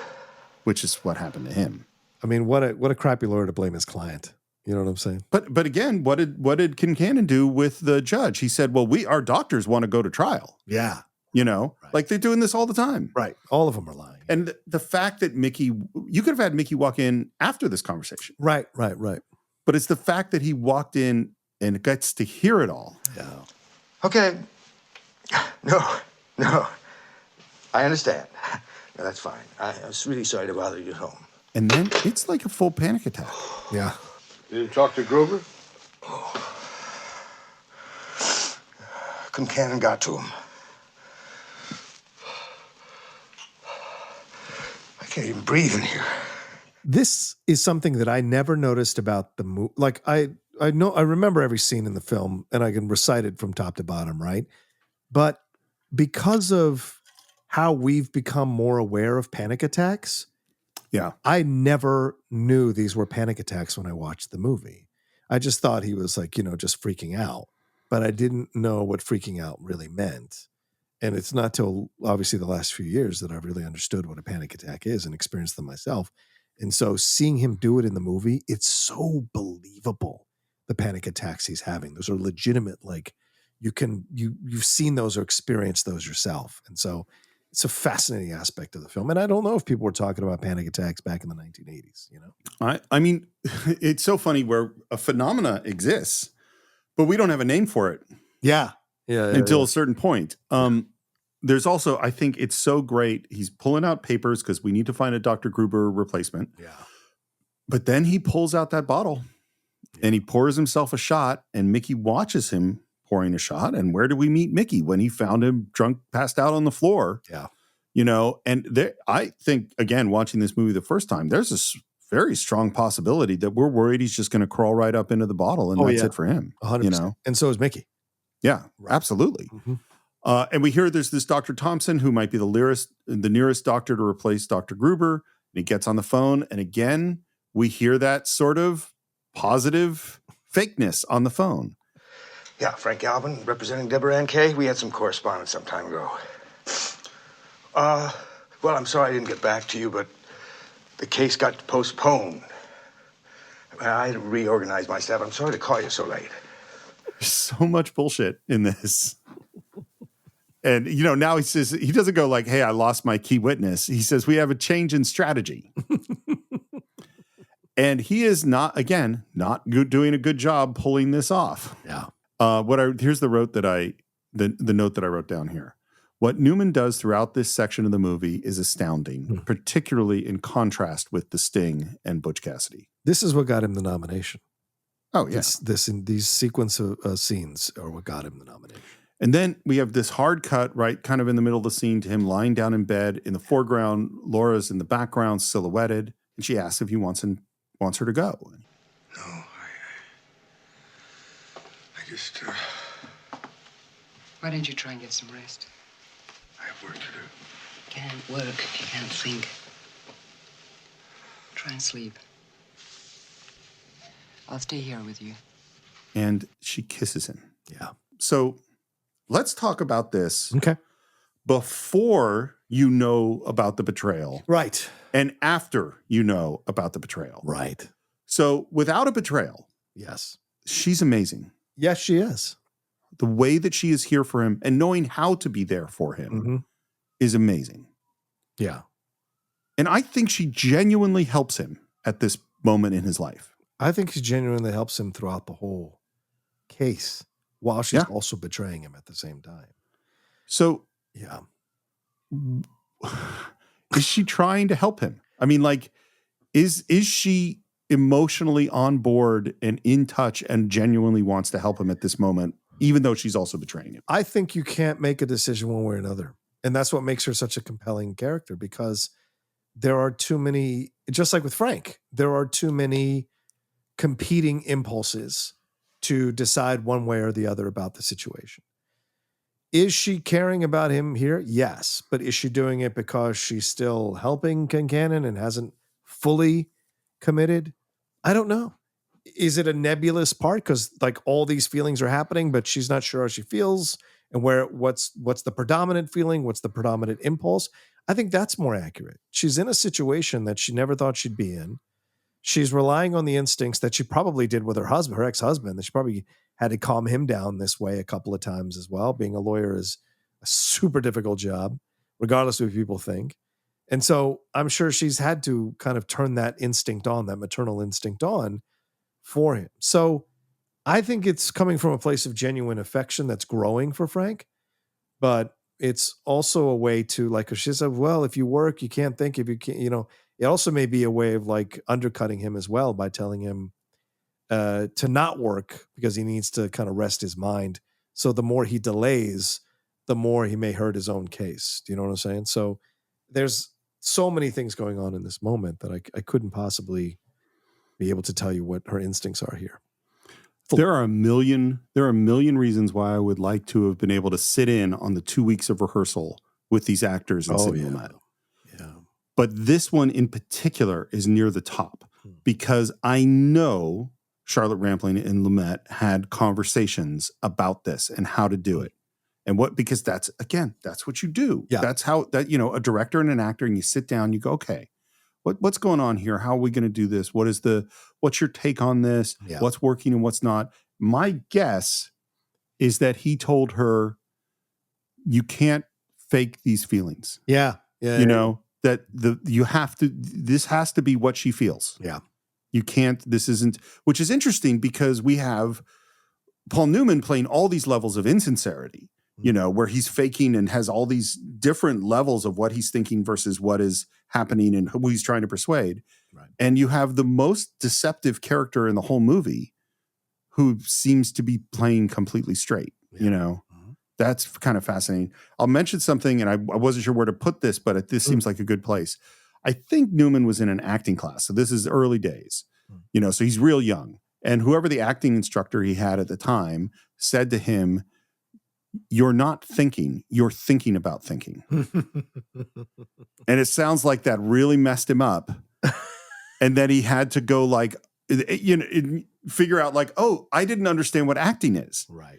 Which is true. I mean, I just told the story in the live show about James Earl Jones and me doing an impression of him because really I didn't, even though I had acted since I was 6 years old in plays, I actually up to that point thought that acting was pretending to be somebody. Instead of, no, you've got to be that. Yeah. You're not pretending. You can't think about thinking those thoughts. You have to actually think the thoughts that your character is thinking. Yeah. Yeah, I've always said this. Acting is a commercial form of mental illness because totally. You essentially become another person and their thoughts become your thoughts during the time that you're on stage or in front of a camera. And if you can do it really well, and that's why I should say, and I mean this with as much affection as I can, a lot of unstable people get into the acting business because they have that already within them and can create false narratives, can create different perceptions of situations and whatever, and bring that to bear in creating their characters, And so the best ones are the ones that can really do it accurate, or can really dial into that and live that moment to moment life so accurately. And as you said, Charlotte's doing an incredible job here. You know what? We keep going back to Robert Redford. I don't know why, but I think that's part of the key of why he can't play this part is that Redford's a really stable guy. Yeah. He's got his stuff together. Right. And that's why you cast Robert Redford. Right. And Paul Newman, there's darkness in there, Right. And that's why I think Paul Newman couldn't necessarily do The Natural. I think Robert Redford is, because he represents Americana. Redford does in the look and feel and energy of Redford. It works. So our next scene, we're going to be practicing our witness testimony, which again, I learned so much in this movie because I remember watching this as a kid and going I didn't know that people practiced being a witness. And I think what's so crazy about this scene is we're watching the bad guys prepare brilliantly to defeat the good guys. Yeah. A, I find the scene fun because I find everything James Mason does fun. Yeah. B, this is kind of an acting scene. It's really an acting teacher and their student learning how to portray the part properly. Yeah. And so what we see here is that we have Concannon and his giant staff of lawyers, and sitting in essentially the witness chair is Dr. Robert Towler. Yeah. Robert Towler, who is played by Wesley Addy, who is such another interesting actor to be brought in to play this role, Steve. He's a guy who is from Omaha, Nebraska, yet he had been confused as a British gentleman for a majority of his life because of the look and the way he carried himself. He studied economics at UCLA and then switched gears to go and be in summer theater in Martha's Vineyard. And you know who he made his Broadway stage debut with? Orson Welles. In Archibald MacLeish's Panic in 1935. Then he played Marcellus in Fortinbras in Leslie Howard's production of Hamlet. And then he did a number of other Shakespeare plays on Broadway, performing with Orson Welles multiple times, Laurence Olivier, and Maurice Evans. And then in World War II, he went out and served in World War II and had a tour of duty there as well. And then came back and made his film debut in the First Legion in 1951. Then was seen in a number of films through the 50s, like Kiss Me Deadly, which is one of those iconic films, The Big Knife, The Garment Jungle, 10 Seconds to Hell. And in the 1960s, if you've seen these films, you'll remember him, Whatever Happened to Baby Jane and Hush Hush, Sweet Charlotte. Remember those? Those are legendary films with Bette Davis and Joan Crawford. But yeah, and then ended up marrying Celeste Holm, actress Celeste Holm, who was of course, a very classic actress who was in All About Eve, Gentleman's Agreement, High Society, and a number of things. So this is a powerhouse acting couple coming together as well. And then later, he was in Network. He was in, if you remember him in Network. No, exactly. Yeah, he's one of the executives. Yep, The Europeans, Seconds, and Before and After is one of his final films with Meryl Streep and Liam Neeson. The year that he died, it was released the year that he died, and so 83 years old. He lived to be 83 years old, but he is fantastic in this role as this kind of unsteady doctor who's nervous about the whole situation because he knows he's done wrong. And I have to think, having played Shakespeare characters from the beginning of his acting career who are hiding things themselves, this must have come into play playing a character like this, because in some ways he is evil and in other ways he is tragic. So several things about him. One is you said he had his debut acting with Orson Welles, and it's like that's peak Orson Welles, 1935 on Broadway. Like, oh my God. Right. Second thing is, I think his casting is so perfect because, frankly, and I mean no disrespect to the actor, the moment I see him, I don't like him. Yeah. He has the white hair and the angular features. Yeah. Well, and he feels like he comes from the powerful, untouchable elite. Yes. Yeah. Like he is superior to everyone. And a second thing, which is that we have discussed how much, all the layers of what did someone know and how good or evil are each of these people, and, discuss whether or not the bishop knew that the number has been changed on when the person ate. Obviously, Dr. Towler knows because he's the one who forced the nurse to do it. Yeah. There is no way that Concannon knows that piece of information. He can't. I don't think he knows that. Because if he knew it, he would not. Because if he knew, well, he can't know it. Why? Because if he knew it, he would never ask Lindsay Krause those questions. Oh, he didn't know. He doesn't know that Towler forced the nurse to change the hours on the admitting form. Oh, it's a good question. He can't, because if you knew that, the second that nurse comes up, you would stop her from testifying, and you certainly wouldn't push her on. Actually, that's a great point, because when Concannon gets the judge to agree with him about throwing out the copy, Towler puts his hand on Concannon, and Concannon moves forward to move his hand off of him. And I think that's Concannon's way of saying, you son of a bitch, you kept this from me and almost cost me the case. And in the end, it does. But like, he is mad at him for doing that. So that actually makes a lot of sense. Okay. Well, and it goes to, because what I think is so fascinating is among Frank Galvin's many screw ups is you never ask a question of a witness on the stand that you don't know the answer to. Right. And that is exactly what Concannon does. Yeah. He with Lindsay, because he's thrown and he asks her a question he shouldn't have because he didn't know the answer. Because Towler left him out there without the answer. Right. He starts questioning, and one of the first questions he asks is, "You were Deborah Ann Kay's doctor?" No, actually, she was referred to me. She was Dr. Hagman's Don't patient. equivocate. Be positive. Just tell the truth. Whatever the truth is, just tell that. So what Concannon has said is, I just want you to tell the truth. Yeah. But then he tells him exactly what he wants him to say. You were a doctor. Yes. Say it. I was her doctor. And what I love about the way this is all handled is we're shaping the responses to get a sympathetic jury. Yeah. And I think the thing about saying I was her doctor versus she was referred to me is it shows a level of care and that you see the patient as a human rather than you're official and I'm not taking full responsibility. And if you're going to be sympathetic to the jury, they've got to not see you as this highfalutin, educated doctor or whatever. Like, you want to make it simple so that they will understand and they will go along with you and sympathize with you that you were just doing the best you could. You know, it's so smart in the strategy. And like another one comes up of like whether or not he was part of a team or you were her anesthesiologist. And one of the young lawyers puts his hands up because they understand what he wants is that he's not using her name. When Debbie, thank you.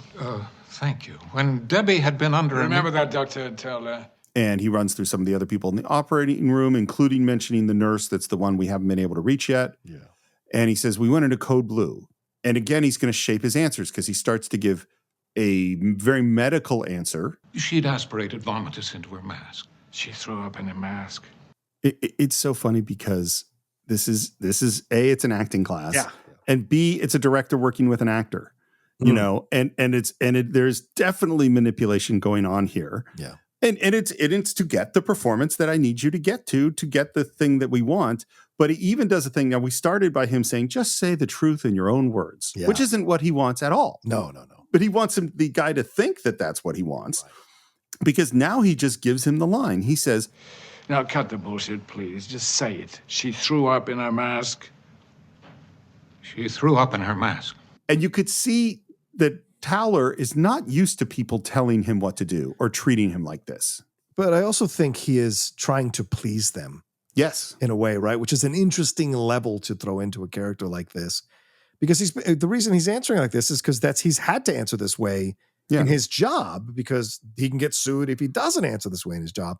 Now Concannon is asking him to throw away the way he's learned to communicate about these things and boil it down to the basics and stop adding extra stuff to it, which is not something he's used to. But yeah, it's a fascinating back and forth that they're having here because he's breaking him down. And I'm sure he knows that this is the Prince of Darkness. He's probably heard about this guy. So immediately he's like, I don't want to upset him and I want to please him. And so you see them going back and forth about how to get him into that place to answer these questions more succinctly.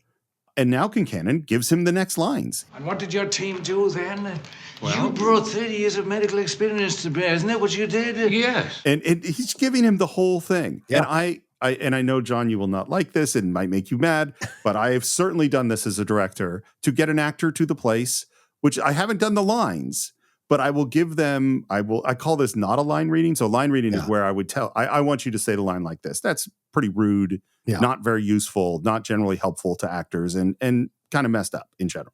Unless an actor asks me, hey dude, come on, can you just give me a line reading? How do you want it to sound so we can get to the next scene? Yeah, exactly. Yeah. So, and if they ask me that, then I will give them that. But in general, I won't do it. But I will say something like, look, you're just getting really frustrated. Like you're frustrated. And so you just got to stop talking. Right. You know, so I might put out all that emotion. I'm not saying in the lines, but I'm demonstrating what it is I want you to do. And that is what Concannon is doing in this scene. He's like, this is how you fucking do it. A patient riddled with complications, with questionable information on a medical chart. We did everything we could. To save her and to save the child. Yes. You reached down into death. My God, we tried to save her. You can't know. You can't know. Good. You making a connection to acting class is so perfect because he's essentially the teacher teaching him how to act and then builds him to this crescendo. Right? Yep. You did the best you could. By God, we did everything we could to save this woman. And so it builds up to that crescendo. And then he pats him on the face. And you can see that like a little child, Towler like regresses back into the chair. And then that kind of smirky, evil, not smile, but kind of slightly evil smirk. Like he's pleased.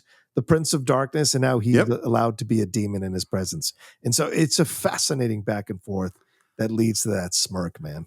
Well, and it's all done with an audience because all the other young lawyers are there, and they're all laughing because they've seen this before. Right. And in fact, before Towler came in, Concannon, I'm telling you, turned to those young lawyers and said, listen, this is how this is going to go. Yeah. And this is what we're going to do. And we're all done this before.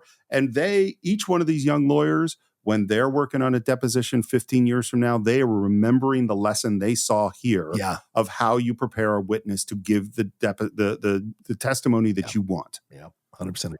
And then, because again, this is a rehearsal, this is an acting class, what do you do next? You start over and do it again. And we come from Ed Concannon working and training his witness to Frank Galvin going to the train station to hopefully pick up his expert witness. And man, this is what we said this whole conversation. Yeah. It is the little things that make this movie great. And the next little thing is that we see Frank looking around for the doctor that he needs. And you know he has an image of his head of what this doctor looks like. Yeah. And before Frank sees the doctor, we see an African-American gentleman, and Frank looks right past him and doesn't see him at all. Yeah. And it's a nice trick to play on us as the audience as well, because we probably have a preconceived notion of who this doctor is going to be. Yep. Probably a white guy, right? Because we've seen 2 white doctors already being a part of this. So we're naturally looking for a white guy as well. But just as we said earlier, Sidney Lumet puts people in focus in the camera for a reason. And our faces, our eyes rather, go immediately to Joe Seneca, who's playing Dr. Thompson. And he's striking Steve with the white beard there going on, and he has this presence. And this is an actor that really came into prominence in the 80s. He was in Crossroads, that film with Ralph Macchio, where he sells his soul to the devil to play against Steve Vai, that's a great little like 80s film. He was also the main villain in The Blob, that remake of the Steve McQueen movie. He was on the Cosby Show as the Hillman president, Dr. Zachariah J. Haynes. He was a man suffering from Alzheimer's in a very special Golden Girls episode called Old Friends. And he was in School Days, Spike Lee's School Days, as the college president there, McPherson. But he's done a number of things. He appeared in the Way You Make Me Feel music video at the beginning there with Michael Jackson, Doogie Howser. But here's something interesting about him that I didn't know, is that he wrote music. And so it's a fascinating thing. The songs Talk to Me, sung by Little Willie John, and Break It to Me Gently. He wrote Break It to Me Gently, which was a smash hit for Brenda Lee. And then Juice Newton remade it in 1982, and it was a huge hit for her. So the 80s were a big time for Joe Seneca. So him coming in as an older African-American actor and finding success late in life, I think is fantastic. And I love him in the movie. Saying that every actor that comes in is great in this movie is redundant, but it's true, and it needs to be pointed out for every single one of them. And this moment, what I love about it, first of all, it doesn't do much with it.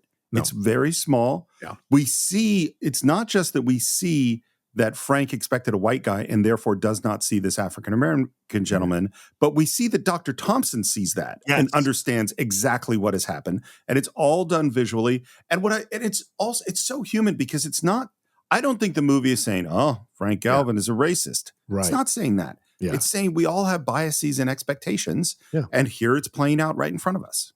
But I mean, Boston is a well-known racist absolutely. city. So I think there is an element of it as we go along throughout the movie that there is a little bit of slight racism or light racism here in how they treat, how they look at, and how they evaluate Dr. Thompson throughout the movie on both sides. So this is an interesting element watching it this time, Steve, that I did not anticipate.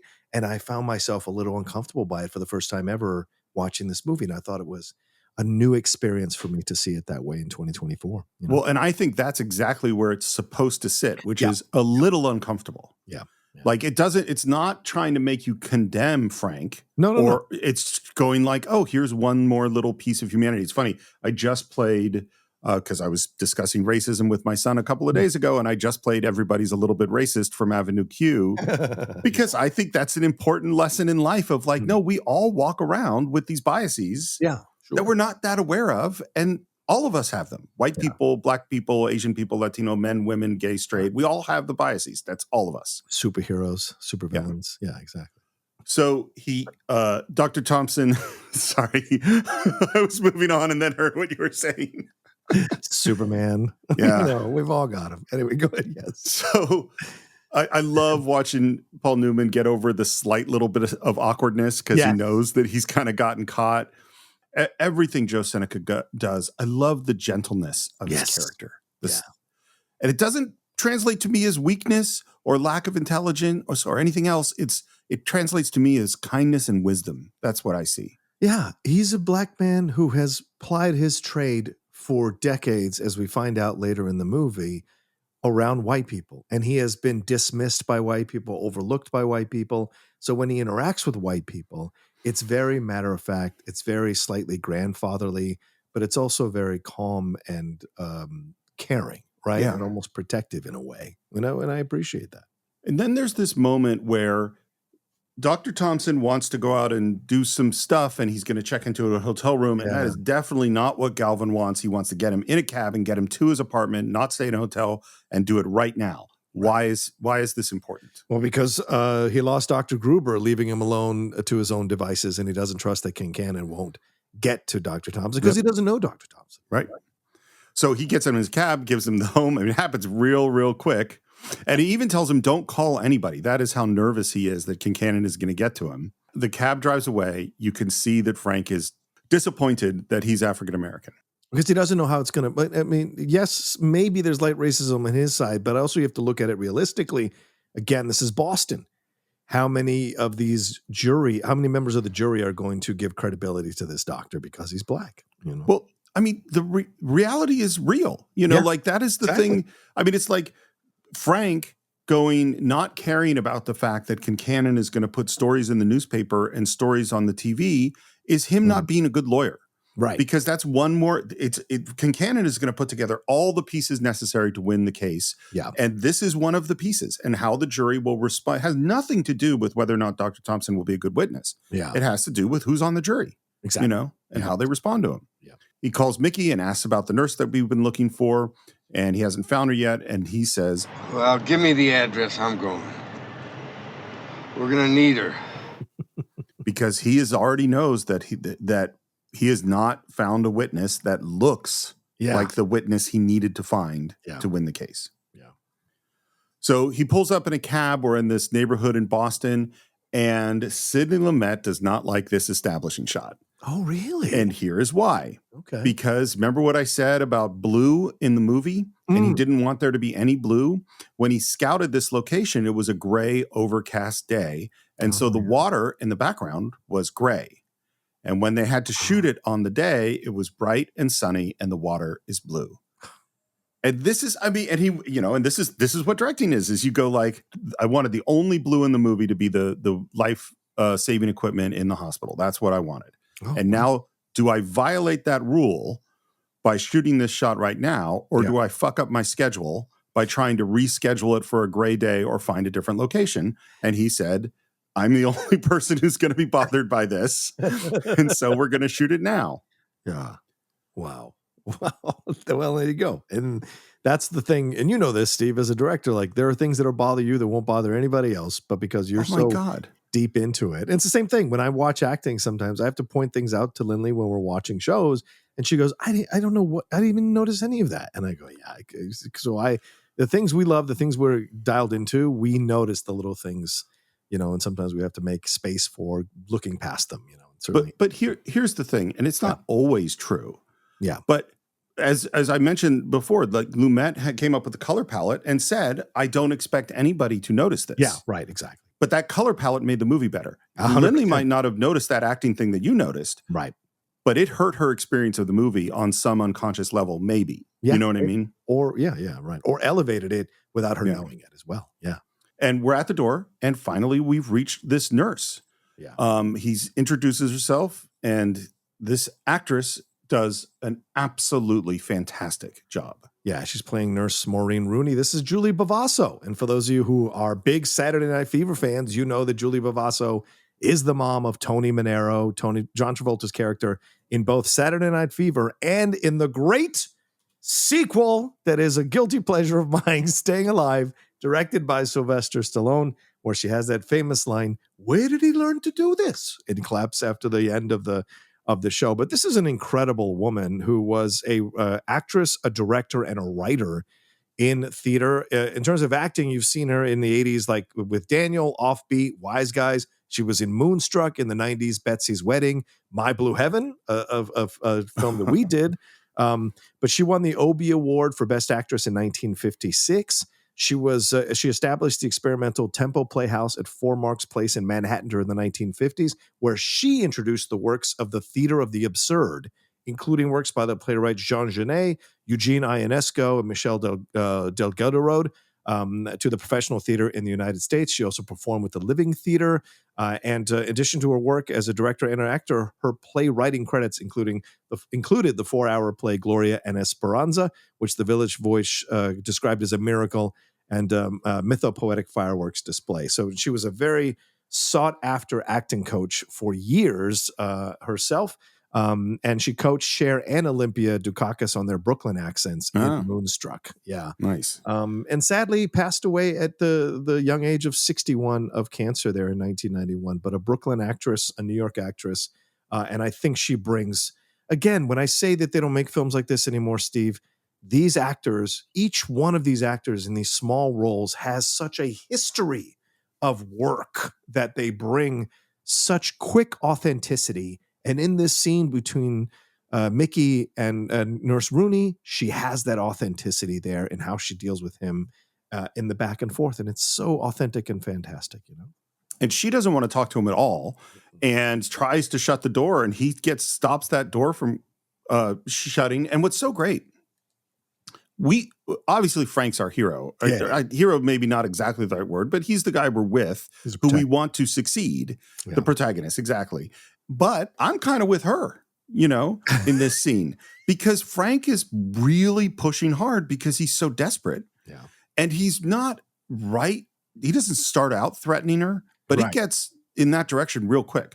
And the first thing he starts doing is talking about his great witness he has, Dr. Gruber. Yeah. And it's like, well, you don't have that witness anymore. He says that your doctors, Towler and Marks, put my client in a hospital for life. We can prove that. So what we don't know is why.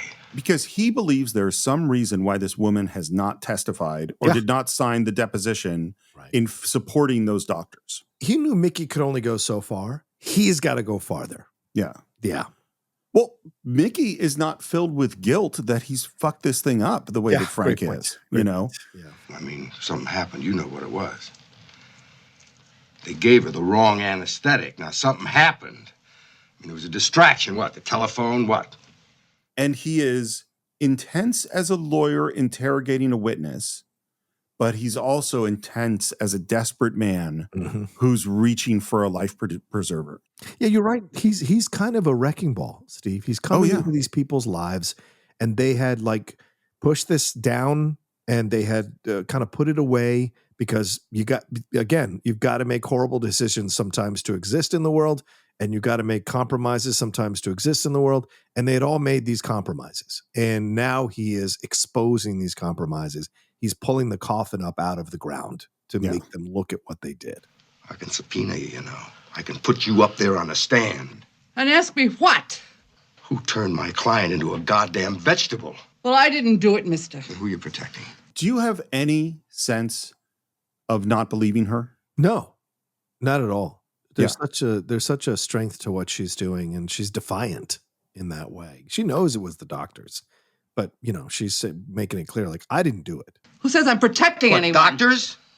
And what do you owe them? And she says, and this is the key moment, I think, because she goes in this angry, intense, strong voice. I don't know them a goddamn thing. Then why don't you testify for them? And I think there's an element here, Steve, with, my mother was a nurse, and there's always that kind of feeling about how the doctors see themselves as above these nurses sometimes. And so there's sometimes this tension, and it's clear from her reaction that there was a dismissive nature to these doctors. And of course, we're going to find that out when Lindsay Krause reveals it on the stand. Clearly, these doctors intimidated all of these nurses into silence. I, having spent some time in hospitals, one piece of advice I have for all of you out there, if your family member or you end up in a hospital, make friends with the nurse. Absolutely. Make friends with the nurses. They will make space, male or female, by the way. Let's make that clear. They will make space for you in ways that the doctors won't. Yep. And he really is threatening her. You're a very pushy fellow.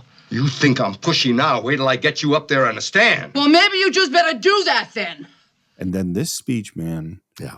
What she says to him, and she doesn't know that she is hitting him right accurately in the heart, right in the sore spot. She doesn't know that. Yeah. But we know he already felt like he was being bought off. That's why he did this whole thing. Yeah. We know he's already felt like everything she's about to call him. So when she brings it to him, and man, she does, it is powerful.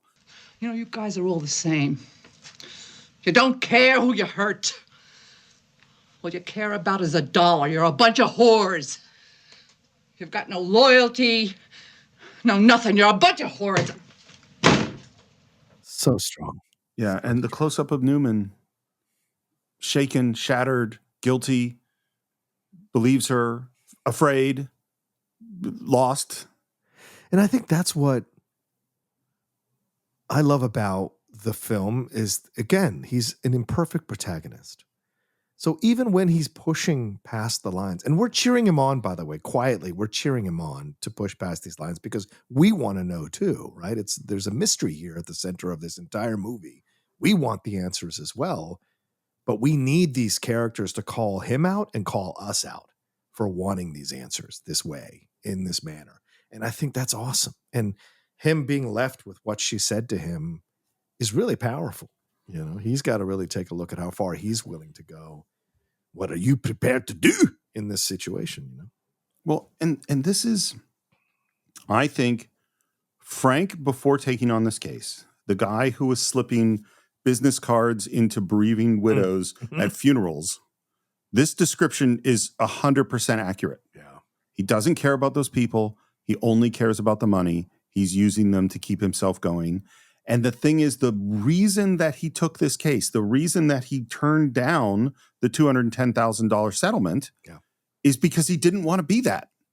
He said, his lines are, they're buying us, we're all being bought off. We're all being paid off, and I can't do that anymore. I have to fight this. Yeah. And then she's saying to him, you are still doing that.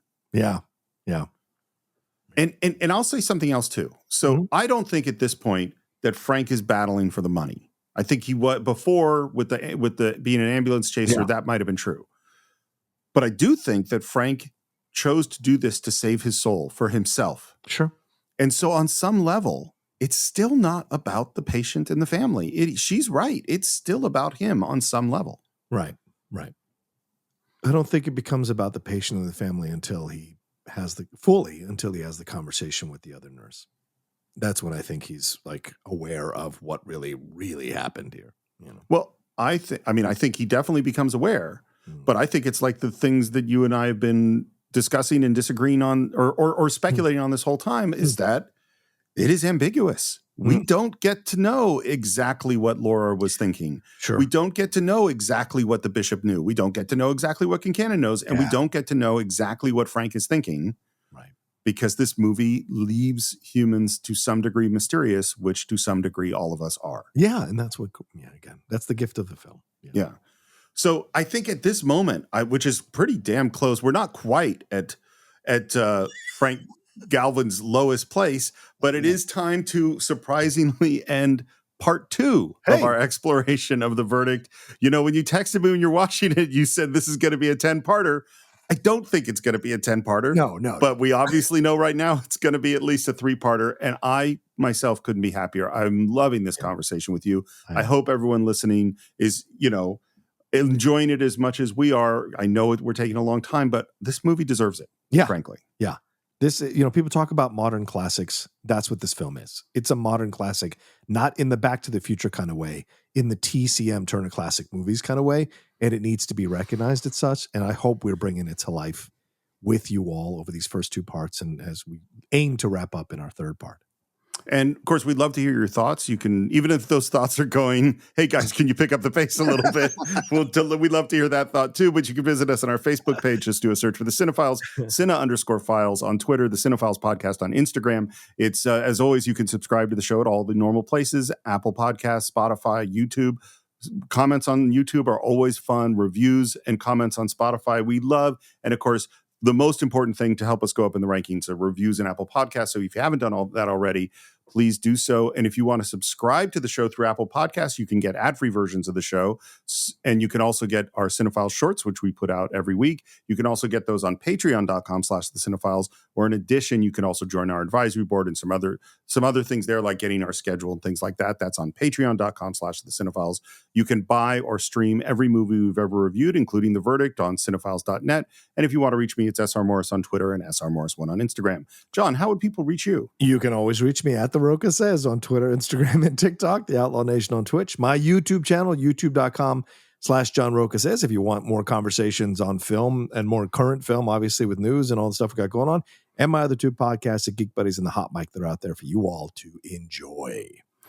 And I think that is it for this week. We'll be back maybe to conclude our exploration of the verdict. I think we will. I think we will in part 3 right here on the Cine-Files.